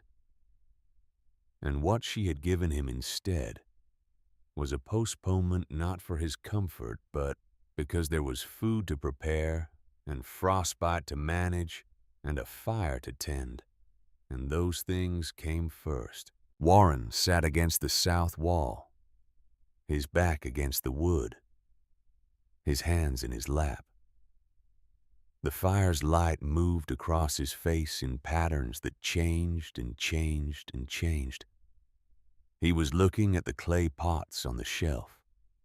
He was looking at the firewood cache. He was looking at the carved channel in the heartwood above the fire ring where the smoke went without drama, without backing into the space, without any of the complications that poorly designed fire systems produced. He was understanding piece by piece, and in the specific vocabulary of a man who had spent 30 years assessing properties and structures and the intentions built into them, what he was looking at. This was not impulse. This was not grief. This was not a mind that had failed to find purchase in the ordinary world and had retreated into a private and meaningless ritual. This was a plan, comprehensive, methodical, sustained over time, executed without support, without acknowledgement, without any of the social reinforcement that makes difficult, sustained effort easier for most people. It was a plan that had included provisions for people who did not know they needed to be included. It was a plan that had reserved space and supplies for people who had that same morning stood on the planner's porch and told her to leave. Warren Caldwell sat against the ancient wood of the Sentinel Oak's inner wall and felt the warmth that Eleanor Voss had built and understood for the first time in his life, what it felt like to have been comprehensively, specifically, and irreversibly wrong about something that mattered. The notebook was on the shelf beside the clay pots. He could see it from where he sat. A plain surveyor's notebook, the kind his own father had used, worn at the spine and dark at the edges from handling. Henry's handwriting he knew without needing to be told. Henry Voss, who had been the most capable man Warren had known, and whose capability Warren had consistently acknowledged while simultaneously understanding it in terms of the categories he used for people capable at that, not capable at this, strong in that way, limited in this one, the categories that made the world manageable by making it smaller than it actually was. He looked at the notebook. He looked at Eleanor, who was tending the camp pan. With the same quality of attention, she gave everything complete without excess. He thought about what it meant that Henry Voss had apparently spent 14 years building a refuge in the base of an ancient oak tree in the Wyoming forest, and had told no one except his wife, and that his wife had spent 6 months finishing the work, and had told no one, and that the result of all of that sustained and silent labor was that Warren Caldwell was sitting alive and warming in it right now. He thought about Eleanor's voice on the porch. When the real storm comes, don't come out into the woods looking for me. Outside, the storm pushed against the Sentinel Oak with everything it had. The tree moved in it the way things that are deeply rooted move in force, not rigidly, which breaks. and not freely which fails, but with the specific flex of something that has calculated over centuries exactly how much give is required. The fire burned. Shepherd lay down across the entrance, his nose between his paws, his eyes moving between Eleanor and the door in the rotation of a creature that has assigned itself a duty and intends to fulfill it. Eleanor distributed the food. Warren took the bowl she handed him. Their hands did not touch in the exchange, but they were close, and he looked up at her face at the moment she released the bowl, looking for he was not certain what. Some evidence of what the morning looked like from where she was standing. Her face was what it had been on the porch and what it had been every time he had encountered her in the 6 months of her quiet, maddening, incomprehensible, and now entirely comprehensible project. It was the face of a woman who had somewhere to be and had gone there and was now doing the next necessary thing. He looked back down at the bowl. The venison was warm. The grain had softened in the broth to a consistency that was simple and sustaining. It was not a meal designed for pleasure.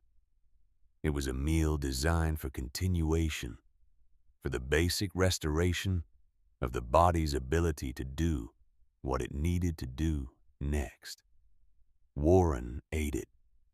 The storm outside continued its work. The sentinel oak continued its patience. The fire held its steady measure of warmth, not more than was needed, not less. Later that night, after the 3 men had warmed through, Eleanor took Shepherd and went back toward town. She moved through the storm without the men knowing she was gone, without announcement, with the efficiency of someone who has calculated the risk and determined it is within acceptable range.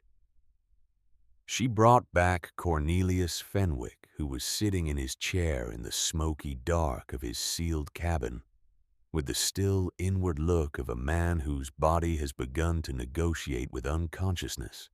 She half carried him the last 100 yards, Shepherd moving ahead to clear the path, and when she brought him through the entrance of the hollow, she lowered him near the fire and worked on him for 20 minutes before the color in his face began its slow return toward the color of a living man. She went back once more before the storm's second night, fully closed in this time with Ira guiding her, and brought the Aldrich family from the forge, Nora carrying the youngest Edmund, carrying the older 2 by turns, the children too exhausted for fear, by then simply clinging. They came into the hollow, and the hollow received them, and by the time the storm reached its second peak, there were 14 people breathing the warm, close air of a space built by 2 people over 15 years for exactly this purpose. And Eleanor Voss moved through her shelter with the quiet authority of a person who has built a thing and knows how it works, and is now simply doing what has always needed to be done. Tending the fire, measuring the food, checking the frostbitten, watching the old man breathe, refusing even now to let the weight of being right replace the more important work of making sure everyone lived. The storm broke on the 3rd morning. It did not break gently. It did not taper or soften or give any of the gradual signals that would have allowed the people inside the sentinel oak to prepare themselves for the transition from one world to another. It simply stopped the way a held breath stops completely. All at once, the absence of sound, arriving as its own kind of sound. A silence so total after 36 hours of unrelenting noise that several people woke from sleep with the panicked certainty that something had gone wrong. Nothing had gone wrong. The storm had exhausted its intentions and moved east into the high plains, and what was left in Coldwater Ridge in the valley and the forest, and along the ridge that gave the town its name, was the aftermath. A landscape that had been altered in the night by a force too large to argue with, and was now simply permanently different. The snow lay in formations that had no precedent in anyone's experience. Drifts 15 feet high against the south faces of buildings. Open corridors where the wind had scoured the ground to frozen earth. The geometry of the town, such as it was, had been replaced by the geometry of what had happened to it. Eleanor was awake before anyone else. She had been awake for the last hour of the storm's duration, lying still in the dark, with her eyes open, listening to the sound change, tracking it. The way Henry had taught her to track weather, not by the loudness, but by the quality, the texture of it. The way the pitch shifted when the pressure behind it began to release. She heard the storm's commitment begin to waver sometime before dawn, and she heard it complete its departure in the gray early light, and she lay there for a few minutes after, in the specific silence of a place that has survived something and is taking stock.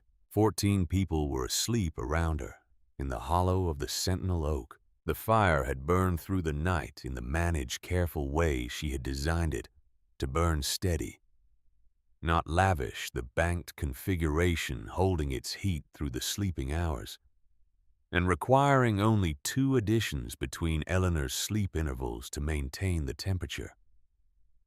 The air was close with the breath and warmth of 14 people in a space built for that number, which was a different quality of air than the hollow held when she was alone in it. Denser and more human, carrying the specific weight of other people's sleep. She looked at them in the low firelight. The Aldrich children were asleep in a pile at the south wall, under the largest wool blanket Nora Aldrich curved around them with the specific arrangement of a mother who is asleep and present at the same time. Edmund was against the east wall upright, with his head back. His breathing the deep, unconscious breathing of a man who has used everything he had and temporarily surrendered the effort of remaining alert. Cornelius Fenwick lay on his side near the fire. His color returned now to something close to its natural register. His breathing the slow and untroubled breathing of a man whose body has, after the previous evening's alarming negotiations, come back to its ordinary terms. Cecily Hargrove was near the entrance, wrapped in her coat and a blanket, her back against the root arch. She was asleep, but her face was not restful. Even in sleep, her face carried the burden of something that was not finished working itself through. Warren sat against the south wall where he had been sitting most of the night, and Eleanor was not certain he had slept at all. He was holding the notebook, not reading it in the forward direction.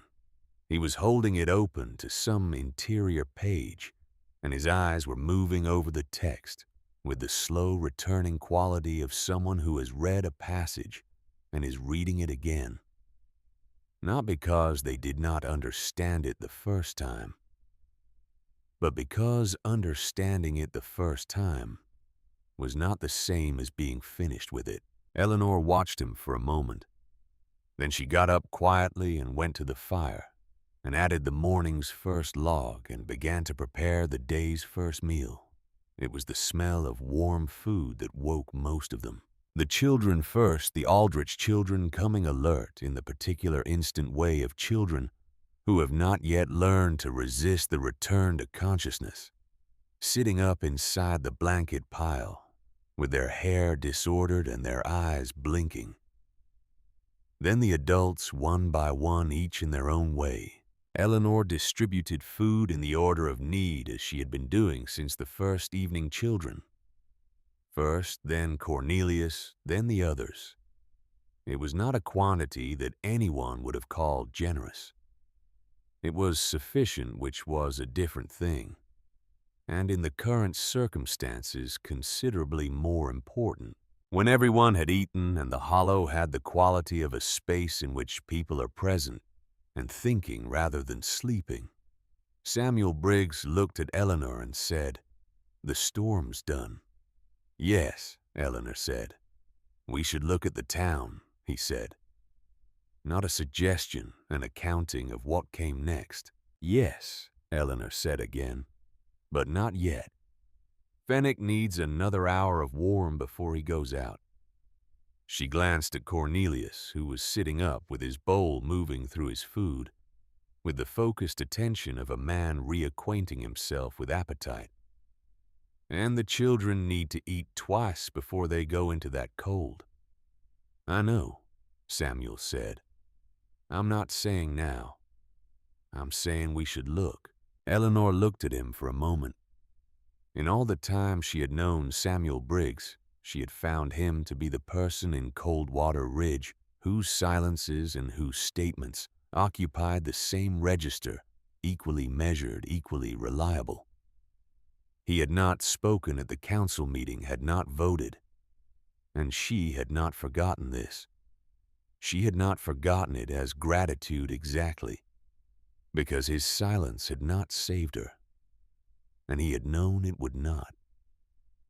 But she had registered it as the kind of negative evidence that tells you something true about a person, that there are things he will not put his name to even when the social cost of refusal is real. "An hour," she said. He nodded. Warren looked up from the notebook. He had been looking up from it and looking back down at intervals since Eleanor had noticed him with it. And this was a longer look, the kind that precedes a decision to speak. "That page," he said. He stopped. He looked at the notebook, then back at Eleanor. "Henry wrote my name." Eleanor said nothing. "The last page," Warren said. He wrote that he knew I would find a way to have you leave after he was gone. He wrote that he understood it." He paused. The word "understood" came out with a particular weight, as if the ease with which Henry had apparently understood something that Warren himself had only just arrived at was its own specific form of information. He wasn't angry about it. In the writing, he stopped again clearly, unable to produce a sentence that captured the thing he was reaching for. How did he know? It was not entirely a question. It was the statement of a man discovering that a room he thought he understood has an additional dimension. "Henry knew people," Eleanor said simply. "It was what made him good at what he did. He knew me better than I knew myself, apparently." Warren said this without bitterness. The bitterness had been available to him. There was a version of this conversation in which bitterness was the emotion he landed on. Because bitterness is what is left when pride meets accurate assessment and has nowhere to go. But he did not choose bitterness, or perhaps it did not choose him. And what was left instead was something quieter and less defended. Eleanor looked at him across the fire. "Read the first page," she said. "When you're ready." Cecily Hargrove was awake and had been awake for some time when Eleanor came to sit near her. Eleanor did not sit close. She sat within conversation distance and no closer. And she did not begin the conversation. She waited, which was a thing she was good at. Waiting without pressure, without the specific loaded quality that some silences have when they are being used as instruments. Cecily was looking at her hands in her lap. They were not remarkable hands. They were the hands of a 50-year-old woman who had spent her adult life in domestic management, rather than physical labor. And they showed it softer than Eleanor's, the skin less weathered, the knuckles less pronounced. She was looking at them as if they had become unfamiliar to her, as if she were meeting them for the first time and finding them smaller than expected. I have been, Cecily began, and then stopped, and then started again with the particular false start quality of someone who has rehearsed an approach and found at the moment of execution that the rehearsed version was inadequate. I have said things about you, Eleanor, over many months. I said them without knowing what I was talking about, and She stopped. She looked up. I made it easier for Warren to do what he did. That is the truth of it. I gave it a language that made it feel reasonable. Eleanor was quiet. I want to say I'm sorry, Cecily said, but I am aware that the word is small relative to. She gestured a small, helpless gesture at the hollow around them at the fire, at the clay pots on the shelf, at the 14 people who were alive because of it. Relative to this. Eleanor looked at her for a long moment. Then she reached out and took the edge of the blanket that had slipped from Cecily's shoulder and settled it back into place. It was a small gesture and a deliberate one, not a dismissal, not a forgiveness dispensed from a height, but the gesture of one woman attending to another in the cold. The gesture of the ordinary decency that exists between people before the categories arrive and complicate it. There's a lot of work coming, Eleanor said. Rebuilding. Winter stores to replace. I'll need people who know how to organize others. She met Cecily's eyes directly. You're good at that. You always have been. Cecily blinked. The thing that crossed her face was not relief. It was something more complicated than relief. The specific complexity of being offered a path forward by the person you have wronged, offered it not as charity, but as a genuine assessment of your usefulness, which was harder to receive and more valuable. Yes, Cecily said. I can do that. Then that's what you'll do, Eleanor said, and turned back to the fire. Ira Stokes waited. He had been waiting since the night before, since Eleanor had said they would talk when everyone was warm. He did not push for it. He sat in his portion of the hollow and was useful where usefulness was available. He had taken 2 of the overnight fire additions, had helped Eleanor with Cornelius when they brought him in, had carried the Aldrich children the last 50 yards when Edmund's strength gave out in the cold. He did these things without announcement, with the focused practicality of someone who has identified the only currency currently available and is spending it as fast as he can. When the hollow had quieted after the morning meal, Eleanor came to where he was sitting near the secondary wood cache and crouched down to his level. He looked at her. He had prepared for this in the way he had prepared for things since childhood, which was to imagine the worst likely outcome and position himself to survive it. The worst likely outcome was that she would tell him what he already knew, that he had had information that could have changed what happened, and that he had chosen his own comfort over using it, and that the consequences of that choice had been carried by people other than himself, which was the definition of a certain kind of moral failure that did not have a clean or easy resolution. He was ready for that. You knew, Eleanor said. Not an accusation, the same register Samuel had used with him in the forge, establishing what was true. Yes, he said. And you said nothing before the council meeting. No, I didn't. Eleanor looked at him steadily. The fire's light moved across her face and settled. Why? She said. It was important to her, he understood, not the answer she already knew, which was fear of social consequence, but the fuller answer, the one that required him to look at it directly instead of sideways. Because saying something would have made me the person everyone was already making you into, he said. And I wasn't willing to be that person. I valued my own standing more than I valued. He stopped. He started again. More than I valued telling the truth about what I saw. Eleanor was quiet for a moment. That's honest, she said. It doesn't fix what I didn't do. No, she said. It doesn't. She looked at him with the clear directness that was simply her way of looking at things, not a performance of intensity, but the default orientation of a person who had decided early that looking away was too expensive. But here's what I know about you, Ira. You walked through that storm last night. You navigated. You didn't have to come. Samuel and Warren would have made the attempt without you.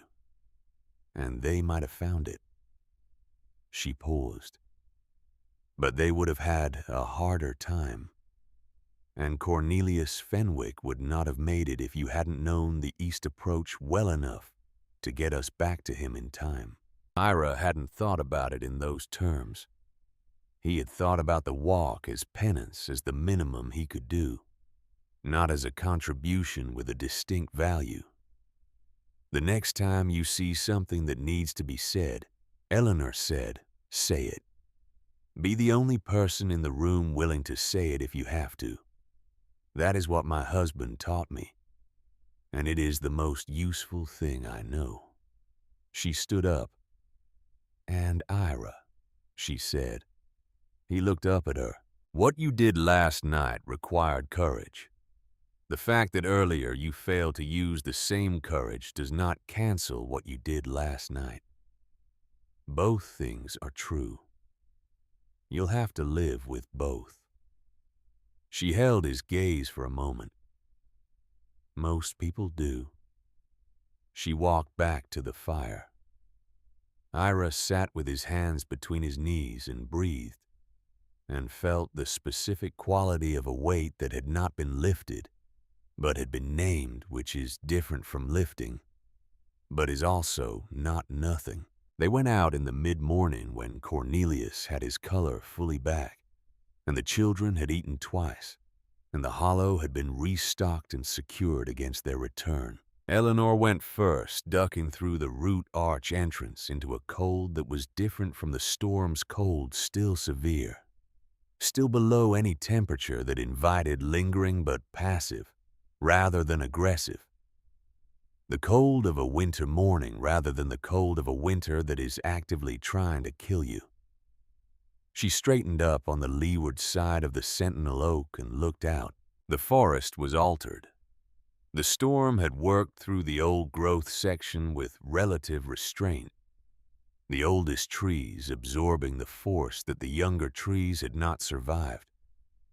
And there were downed trees across the slope, significant ones, their root systems lifted, and the frozen earth around them disturbed in great dark circles. But the sentinel oak stood exactly as it had always stood, which was to say without visible effect, the way very old things stand in the face of the events that disturb everything around them. The others came out behind her one by one, the Aldrich children last blinking in the white brightness of post-storm light, the youngest reaching immediately for shepherd's fur, with the uncomplicated confidence of a 2-year-old who has decided this animal is trustworthy.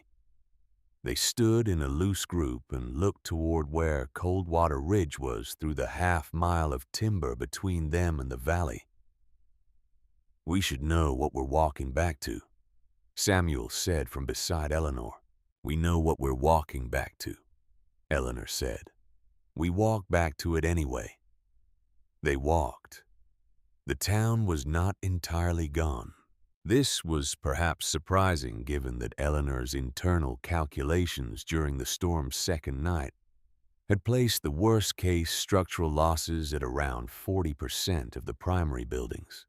The actual losses were somewhat better than that 23 buildings in Coldwater Ridge, of which 6 had suffered complete or near-complete structural failure. 9 had significant damage, and 8 were intact or close to it. The storage building was a total loss. Warren's Mercantile, which was a larger and more substantially built structure than most, had lost its east-facing lean-to and sustained serious damage to its roof, but was standing. Samuel's forge was untouched. Its stone roof had done exactly what stone roofs do in conditions that defeat everything else. They walked through the ruins in the white silence of the aftermath. The Aldrich children held their mother's hands and were very quiet. Edmund Aldrich walked ahead and looked at his cabin. The north wall had indeed gone collapsed inward. The interior opened to the sky and did not speak for a long time. Warren walked through what had been the main road of Coldwater Ridge and stopped in front of the collapsed storage building and stood there.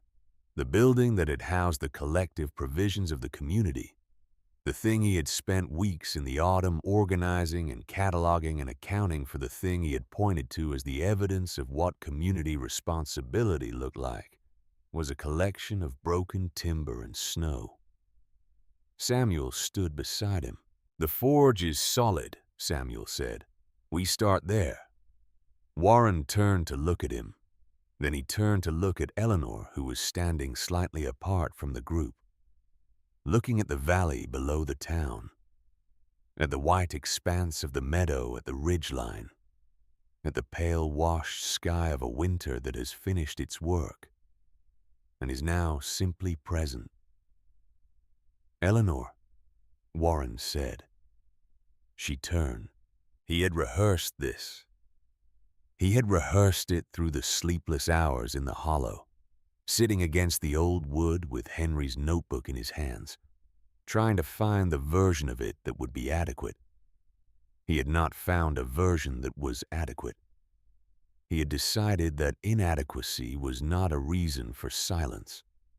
That silence on this particular subject was a thing he had done enough of. "What I did," he said, "what the council did with my leadership, calling the vote, the way it was framed." He stopped. "I told myself it was about resources, about the community's welfare. I told myself a number of things." He looked at her steadily, the way a man looks when he has decided to stop managing what he is looking at. None of them were the full truth. The full truth was that you were doing something I could not explain, and things I cannot explain make me, he chose the word carefully, uncomfortable. And I have over many years found it easier to remove the thing that makes me uncomfortable than to examine the discomfort. Eleanor said nothing. "Henry was my friend," Warren said. "For 10 years before you came, he was one of the few men in this town I actually respected, and I drove his wife out into a blizzard." He paused. "I'd like to say that I didn't understand what I was doing, but I think I understood more of it than I've allowed myself to admit." Cecily Hargrove, who was standing nearby with her coat pulled close, made a sound. Not a word, just a sound that indicated the particular resonance that honesty has when it arrives unexpectedly from someone from whom you have not expected it. "The land behind my property," Warren said. "The south quarter acre. It's yours. I'll have the papers drawn when we have a room to draw papers in." Eleanor looked at him for a long moment. "I don't want the land, Warren," she said. Her voice was not unkind. "Keep it. Plant something on it next spring. Henry would have liked that better." Warren did not know what to do with this response. He processed it. He absorbed the texture of it. The refusal without rejection. The redirect that was not a dismissal, but a genuine suggestion. He nodded once, slowly. The nod of a man receiving something he does not fully yet know how to hold. "Then what do you need?" he said. "From me. From the town. I need a 1/4 acre on the east slope for a kitchen garden," Eleanor said. "And I need the community to be willing to learn what Henry's notebook has in it and to build according to it." She looked around at the broken town, at the angled wreckage, and the buried provisions and the structures that had failed, and the few that had not. Angled roofs, deep foundations, a central store dug into the hillside insulated with earth and stone. Buildings designed for the winters that are actually coming, not the winters we wish were coming. Warren looked at the broken storage building. He looked at the 8 structures that were intact and thought about what they had in common: their roof angles, their orientations, their construction methods. Then he looked at the 9 that were damaged and made the same analysis. He was good at assessment. He had always been good at assessment. The problem had never been his ability to assess. The problem had been what he was willing to do with the assessment when it conflicted with a preference he had already formed. "All right," he said. "Show us what Henry wrote." That evening, back inside the Sentinel Oak, because the intact structures were not numerous enough to house everyone, and the ones that were intact needed inspection before anyone slept in them. Eleanor opened the notebook. She read aloud by firelight. She had decided to begin at the beginning, which was what Henry had asked her to do. Read it in order. The front pages first. The first page was dated spring of 1872. The handwriting was younger, more fluid, less deliberate than the handwriting of the later pages, the handwriting of a man in his 30s, with his whole life ahead of him, and the particular confidence of someone who has just found something unexpected and understood immediately what it means. Henry described finding the tree. He described the storm that had driven him to it. He described the night he spent inside the natural hollow, with the first shepherd listening to the wind warm in a place that should not have been warm, and arriving at the understanding that this place was something the world had prepared without being asked to. I have spent my working life reading what the land says he had written on the 3rd page of that first entry. Most of what it says is in the language of the moment, this trail, this weather, this terrain. But occasionally it says something that is not for the moment. It says something that is for later. This tree is for later. I do not know for what exactly or for whom exactly, but I know it is not for now. I will come back. I will learn what it needs, and I will give it what I can. A man owes something to the thing that kept him alive. That is the oldest debt I know, and I intend to pay it. Eleanor paused after she read that passage.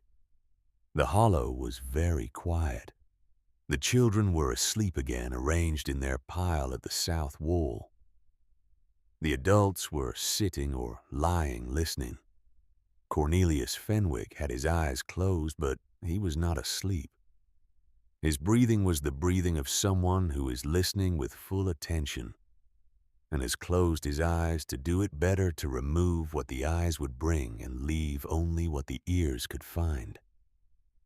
Ira Stokes was looking at the fire. Samuel had his arms crossed over his chest, looking at the ceiling of the hollow, at the ancient grain of the heartwood, at the darkness above the fire's light, where the smoke channel was carrying the smoke upward and out through 30 feet of living wood, invisible from the ground above. Warren was looking at his hands. Eleanor continued reading. She read through the practical sections: the fire ring construction, the smoke channel, Design, the store inventory system, the spring location, and the method for accessing it in frozen ground. She read the passage about the winter of 1879, when Henry had nearly stopped when he had come to the oak on a cold March morning, and looked at how much was left to do and understood for the first time that he might not live long enough to see it completed. A thing worth building, he had written, is worth building even if you are not certain you will be there to see it used. The building is not for you. The building was never for you. That is the point of building it. Cecily Hargrove put her hand over her mouth briefly. Then she removed it. Eleanor read on through the years, 1880, 1882, 1884. The slow accumulation of the work. The shelf brackets and the water storage, and the expanded floor and the widened entrance. She read the passages from 1885 and 1886, when the handwriting changed, became more deliberate. The letters formed with the conscious care of a man who knows his hands are not going to be reliable forever, and is compensating. Henry describing the winter signs, he was watching the behavior of the animals, the specific configurations of the cloud formations in September and October. The convergence of indicators he had been tracking since the 1870s. She will finish it. He had written 6 weeks before he died. I have no doubt of this. Eleanor has always understood that a thing begun is a thing owed its completion. She will look at what I have started, and she will see what it needs, and she will provide it. That is who she is. That is who she has always been. I have had the extraordinary good fortune of knowing exactly who that is for 22 years. And I want it on record in this book that she will read that I have never once taken that fortune for granted. Eleanor's voice did not change when she read this passage. She read it the way she read the others, fully, without editorializing.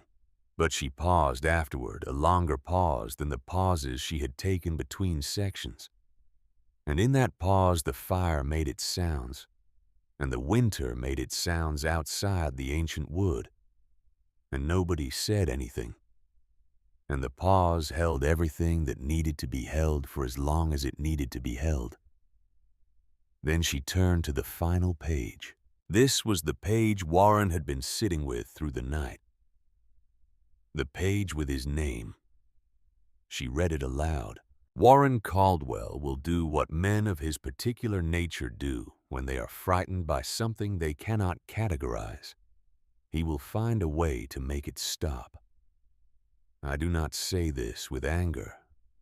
I have known Warren for 10 years, and he is not a bad man. He is a man who has confused his comfort with his conscience for so long that he no longer easily distinguishes between them. This is a common condition. I have had it myself. She looked up. Warren's head was bowed. He did not look up. She read on. Whatever he does, do not let it change what you are. Whatever they say about you in town, do not let it alter the fact of what you have built. The fact is not arguable. When the winter comes that I have been watching for, the fact will speak for itself. And when they come to you, they will come, Eleanor, because they will need to let them in. She paused. The fire shifted. Someone in the room exhaled slowly, not because they have earned it. They will not have earned it. Let them in, because what we build is not for the people who believe in it before it is needed. What we build is for the people who need it. That is a larger category. That is the category that matters.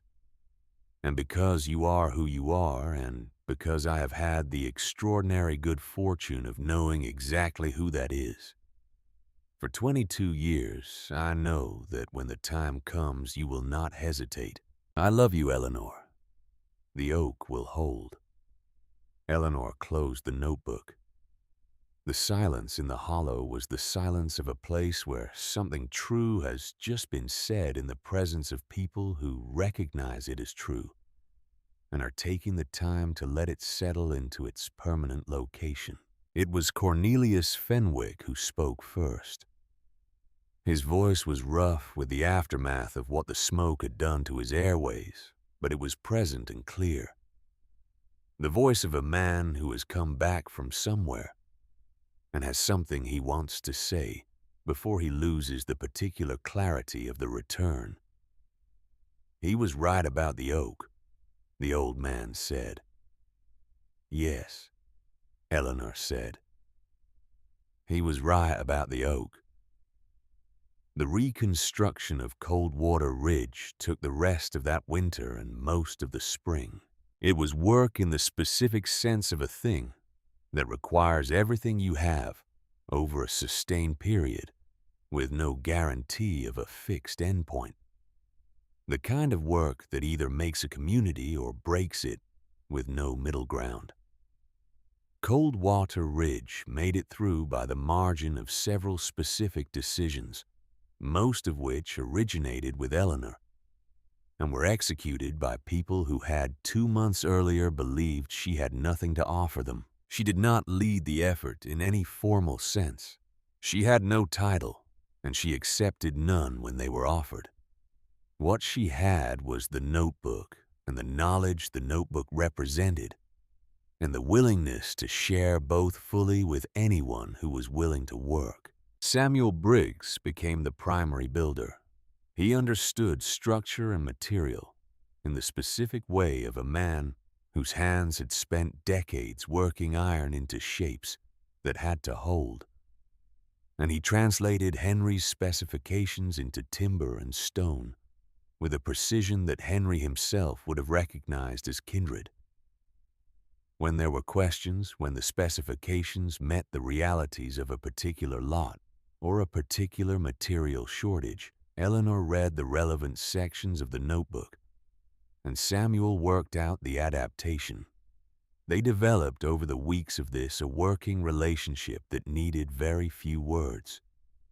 The relationship of two people who respect the same priorities and have complementary skills and have long since stopped wasting time on the parts of communication that those two things make unnecessary. Cecily Hargrove organized the allocation of the surviving food supplies and the controlled release of the emergency stores from the Sentinel Oak, which were brought out in measured quantities as the reconstruction provided spaces to receive them. She did this with the specific competence that Eleanor had identified on the morning after the storm, the talent for social logistics for the management of scarcity in ways that people could accept, rather than resent for keeping track of who needed what and ensuring it moved in the right direction. It was genuine work done well, and Eleanor told her so without ceremony on a Thursday morning in January. And Cecily received it the way she was learning to receive things straight without deflection, and with the particular gravity of a person who is taking something seriously, because they understand it was not required. Warren Caldwell did not lead. He participated. He had never in his adult life participated in something without leading it. And the adjustment was not easy and was not always graceful, but he made it incrementally over the weeks of work. He lifted things. He dug. He went where Samuel directed him and did what was asked. And he did not attach his name to the suggestions he made unless someone specifically requested his view. He was, it turned out, useful in a straightforward physical sense, stronger than his 55 years suggested, willing to endure the cold good with numbers when the numbers needed to serve the work rather than account for it. Ira Stokes worked the forest. He identified the downed trees from the storm that were harvestable timber, which had come down cleanly enough, that their wood was intact and workable, and which had split or checked beyond use. And he worked with Samuel's direction to bring them in. He worked early and late, and his work was good, and at some point in the third week of the reconstruction, he stopped working from penance and started working from something else, something quieter and more durable. Eleanor noticed the shift but did not mark it. It was his to make. The central storehouse was the first communal project. Eleanor had specified it dug into the south-facing slope of the hill at the town's east edge, lined with fitted stone. The roof a berm of compacted earth over a timber and stone structure, with ventilation channels built on the principles Henry had worked out for the smoke management in the Sentinel Oak. It was not beautiful. It was sufficient in the profound sense, the sense in which a thing that does what it is meant to do and will keep doing it reliably is the most important kind of thing there is. The knowledge that it would hold gave the community a quality it had not had before, a quality that is hard to name precisely, but that manifests as the specific steadiness of people who have made honest arrangements with reality, rather than hoping that reality will make arrangements with them. In the late spring, when the snow had retreated from the valley floor, and the first early growth was making itself visible on the south-facing slopes, Samuel Briggs called a town meeting. It was not an official meeting. It was the kind that happens when enough people believe it should, and someone has the practical standing to make it occur. They gathered in the open space in front of the forge, which had become by accumulated consensus rather than formal decision, the town's central meeting ground, because it was the only structure that had come through the storm without a scratch, and because Samuel had never made anyone feel unwelcome in the space in front of it. Eleanor was there. She stood slightly to one side, as was her custom present, available, not positioned at the front. Samuel spoke briefly and without ceremony. He said that the town of Coldwater Ridge had survived a winter that had been survived because of what Henry and Eleanor Voss had built in the forest, and that the town owed the Voss family a debt that could not be fully repaid by anything that could be offered in a morning meeting, but that the debt would be dishonored by not acknowledging it clearly and publicly. He said that in the reconstruction, the area at the center of the rebuilt section of town, the open space where the new communal structures clustered, where the storehouse entrance faced south, and the well was being dug, and the paths between the new buildings were already wearing themselves into the earth, would be known as Voss Square. He said this was not a complicated decision, and that he had not asked anyone's permission, but that he would accept objections if anyone had them. No one had objections. Warren Caldwell stood near the back of the gathering and did not speak. When people began dispersing back to the day's work, he made his way to where Eleanor was standing. He handed her a folded document. "The East Slope quarter acre," he said. "The papers are done. Your name." Eleanor took the document. She opened it and read it with the same attention she gave everything moving through it, completely noting its terms. Then she folded it back along its creases and held it for a moment. "Thank you," she said. Warren nodded. He turned to go. "Warren," Eleanor said. He turned back. She held the document out to him. "Add a codicil," she said. Upon my death, if I have no heirs, the land goes back to the community for common use. Henry would have wanted it that way. Warren looked at her. Something moved through his face that was not simple and was not quick. A slow interior reckoning with the particular quality of a person who does not accumulate, who holds things lightly, who understands that what you build is not yours in any final sense, but belongs in the end to whoever comes after. "I'll have it done," he said. He walked away across the open ground of what was becoming Voss Square, past the men working on the new framing, past the women carrying material to the storehouse entrance, past Ira Stokes, who was on his knees at the edge of the path, fitting stones with the same patience and attention he was learning to bring to most things. Eleanor watched him go. By the first week of June, Coldwater Ridge looked different in ways that were visible and ways that were not. The visible ways were structural. The new buildings had angled roofs, not the gentle pitch that had failed on a dozen structures in December, but the steep angles that Henry's notebook specified. The angles that shed snow rather than accumulating it and collapsing under its weight. The foundations were deeper, reaching below the frost line in the specific manner the notebook described. The walls were built with the timber joint technique Henry had refined over years of observation, more time-consuming than the common method requiring more precise work, but producing structures that moved with the temperature rather than fighting it. The central storehouse sat in the hillside like something that had grown there.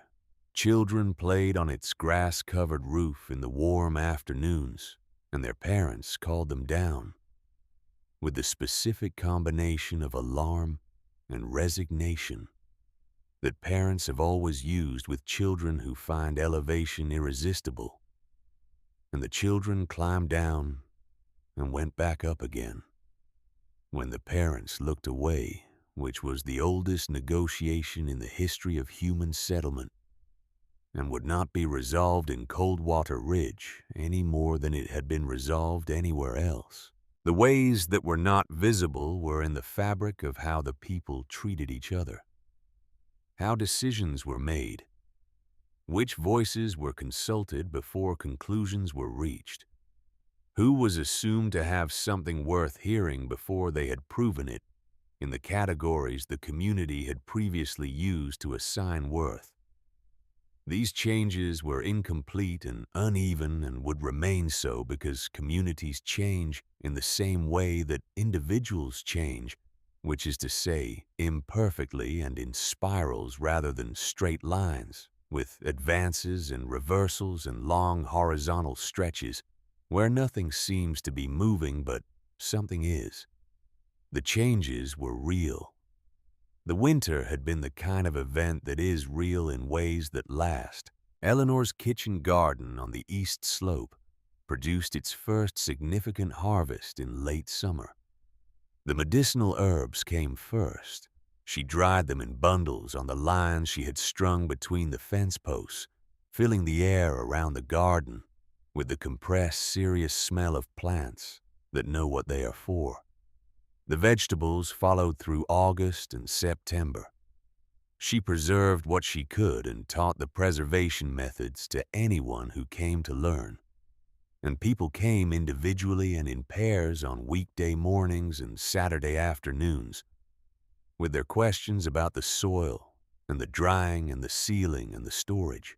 Cecily Hargrove came on a Tuesday in July with her sleeves already rolled and her hair pinned back, and an expression of practical determination that had replaced gradually, and not without difficulty, the expression she had worn for most of the previous year. Eleanor handed her a bundle of seed stock for the herb rows and showed her how the soil wanted to be worked in that particular spot, the specific angle and depth of the tool, the way the ground here preferred to be approached, and they spent the morning on their knees in the dirt together, and talked about things that needed doing. And when Cecily left in the afternoon, she came back the next morning and the morning after that.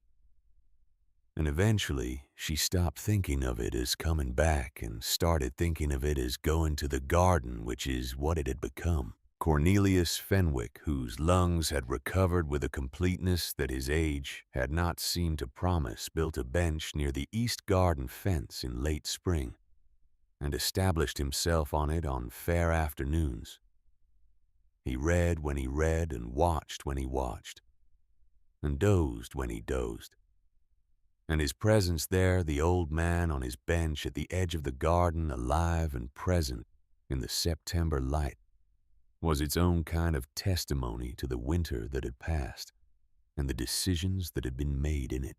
On a morning in late September, the first year after the storm, Eleanor walked through the old-growth forest to the sentinel oak. Shepherd moved through the familiar timber with the ease of an animal who has walked the same ground enough times to carry it internally ahead, and then back, and then ahead again, in the particular ranging that was his way of moving through known territory, not guarding exactly, but present the way certain companions are present, as a fact of the landscape rather than a decision being made.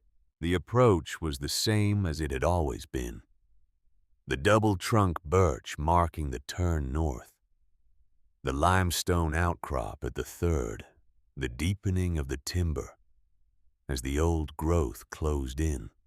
The path had been walked enough times now, by enough people making the half-mile trip from the valley to see the tree and understand what it was, that it was becoming a path in the visible sense. She could see the wear in the understory, the adjustment the ground made to repeated passage. She was not certain how she felt about this. She thought Henry would have found it appropriate. A thing meant to be reached should be reachable eventually by the people who need it. The sentinel oak stood as it had always stood. She stood in front of it for a while. She had developed this habit over the months since the storm, taking a moment before going inside, acknowledging the thing that was there, giving the oak its full proportion before reducing it to the space she used. 300 years, give or take, in this particular fold of land. Storms beyond counting, seasons beyond counting. The small, persistent drama of human settlement in the valley below, visible on clear days from the ridge, inaudible at this distance, even on the loudest of its occasions. The tree had no opinion about any of this. Eleanor had always appreciated that. She ducked inside. The hollow was as she had left it on her last visit. Fire ring, cold and clean stores at their maintained level. The air holding the specific smell of old wood and earth, and the faint trace of all the fires that had burned here over the winter. She moved through the familiar interior, checking the stores, assessing the firewood cache under both root arches, making the inventory she always made when she came. 14 people for 22 days. The supplies were still sufficient, rebuilt over the months from Eleanor's summer work, and the contributions the town had begun making without being asked, small additions left at the entrance on people's walkthrough. Visits, a bag of dried corn, a wrapped portion of smoked meat, a tin of rendered tallow for the salve. The town's way of participating in the maintenance of a thing that had, without their knowledge, been maintained for them for 15 years. The notebook was on its shelf exactly where it always was. She did not take it down.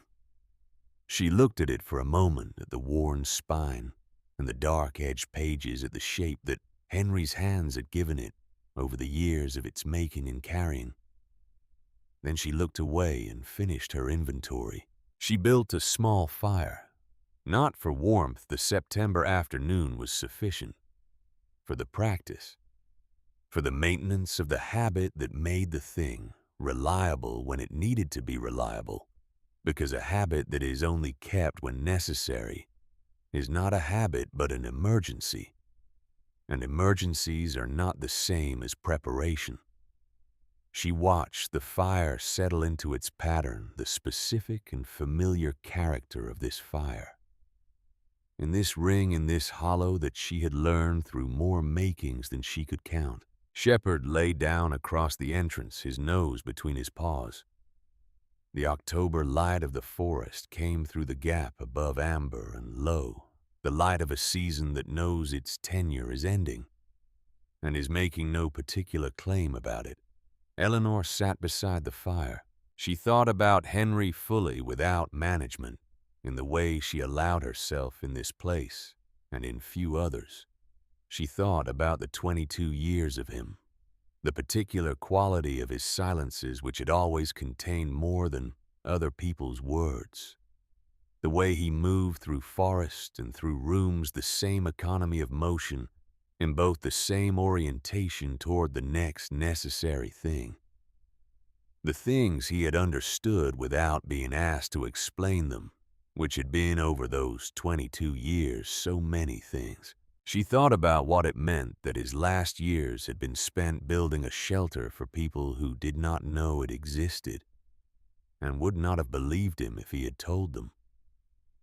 She thought about the specific quality of love that expresses itself not in declaration, but in preparation, in the long, quiet, unwitnessed work of making sure that the people you love will be all right when you are no longer there to ensure it personally. She thought about what it had cost him and what he had calculated it was worth, and how right he had been, and how he had known he was right, and had done it anyway in the particular way of a man who does not need the confirmation to do the work. She thought about the oak's first winter holding all 14 of them, the children and the old man, and the men who had driven her out, and the woman who had given the driving a language, and the young man who had known and said nothing, and the blacksmith who had simply not voted. She thought about the fire she had kept through those nights, the food she had measured out in the careful portions of someone for whom abundance is always a future tense. She thought about the way the ancient wood had held the warmth of all those lives without apparent effort, as if this were simply what it had been waiting to do, as if 300 years of patience had been in preparation for exactly this. She thought about what Henry had written on the last page. The oak will hold. She looked at the fire burning in the ring of fitted stones. She looked at the heartwood walls around her, at the grain of the wood that was centuries laid down and not finished yet. She looked at the darkness above the fire, where the smoke went invisibly into the channel, and up through 30 feet of living wood and out through the hidden gap, and into the open air of the forest dispersing into nothing gone. The oak had held. Outside in the valley below the ridge, Coldwater Ridge was in the middle of becoming something different from what it had been. The visible version of this, the angled roofs and the deep foundations and the storehouse in the hill, was the part people pointed to when they described the changes. But the part that mattered more was not visible or not visible as architecture.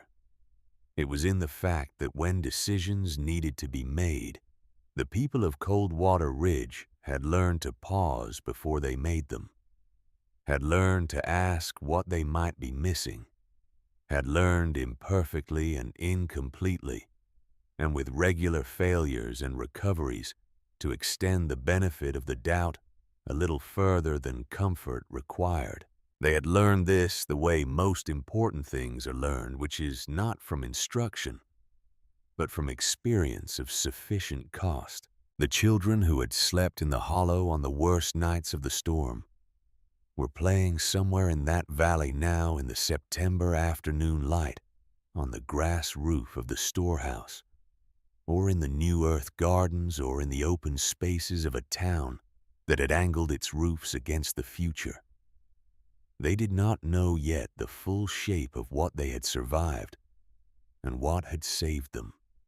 They would be told, as children are told the things that matter in pieces over years imperfectly, the full shape assembling gradually into something they could carry and eventually pass on. They would be told about the storm. They would be told about the tree. They would be told, if they asked the right questions of the right people at the right time, about the woman who had built the shelter, and the man who had started it, and the dog who had gone out into the blizzard and come back with the people who needed to be brought in. Some of them, when they were old enough to make the walk themselves, would come through the old-growth timber to stand in front of the tree and feel the particular quality of disorientation that something of that age and size produces in the human nervous system, the body's instinctive recalibration when it encounters something genuinely outside its ordinary categories. Some of them would duck inside, see the fire ring and the shelves and the flat stone floor and the smoke channel going up into the darkness above, and would understand in the way that only the experience of standing in a space can produce what it meant that someone had made this. And some of them, the ones who were paying the right kind of attention, who had learned or were learning that the most important gestures are often the smallest ones, would leave something at the base of the root arch on their way out. A smooth stone from the creek bed, a wildflower from the meadow at the valley's edge, something small and ordinary placed with care, without audience, without the need for anyone to see it done. The way, in the end, that most of the important things are done. Eleanor sat beside the fire and listened to the September forest through 3 feet of ancient heartwood, and she was, for the first time since the October of the year before, something close to at peace. Not the uncomplicated peace of a person who has gotten what they wanted, because she was not that kind of person, and this was not that kind of story. But the settled peace of a person who has done what they set out to do, and who is now in the right place at the right time, with the work completed, and the fire burning and the dog at the entrance, and the long afternoon ahead.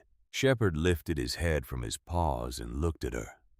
She looked back at him. Outside, the light continued its slow movement toward evening.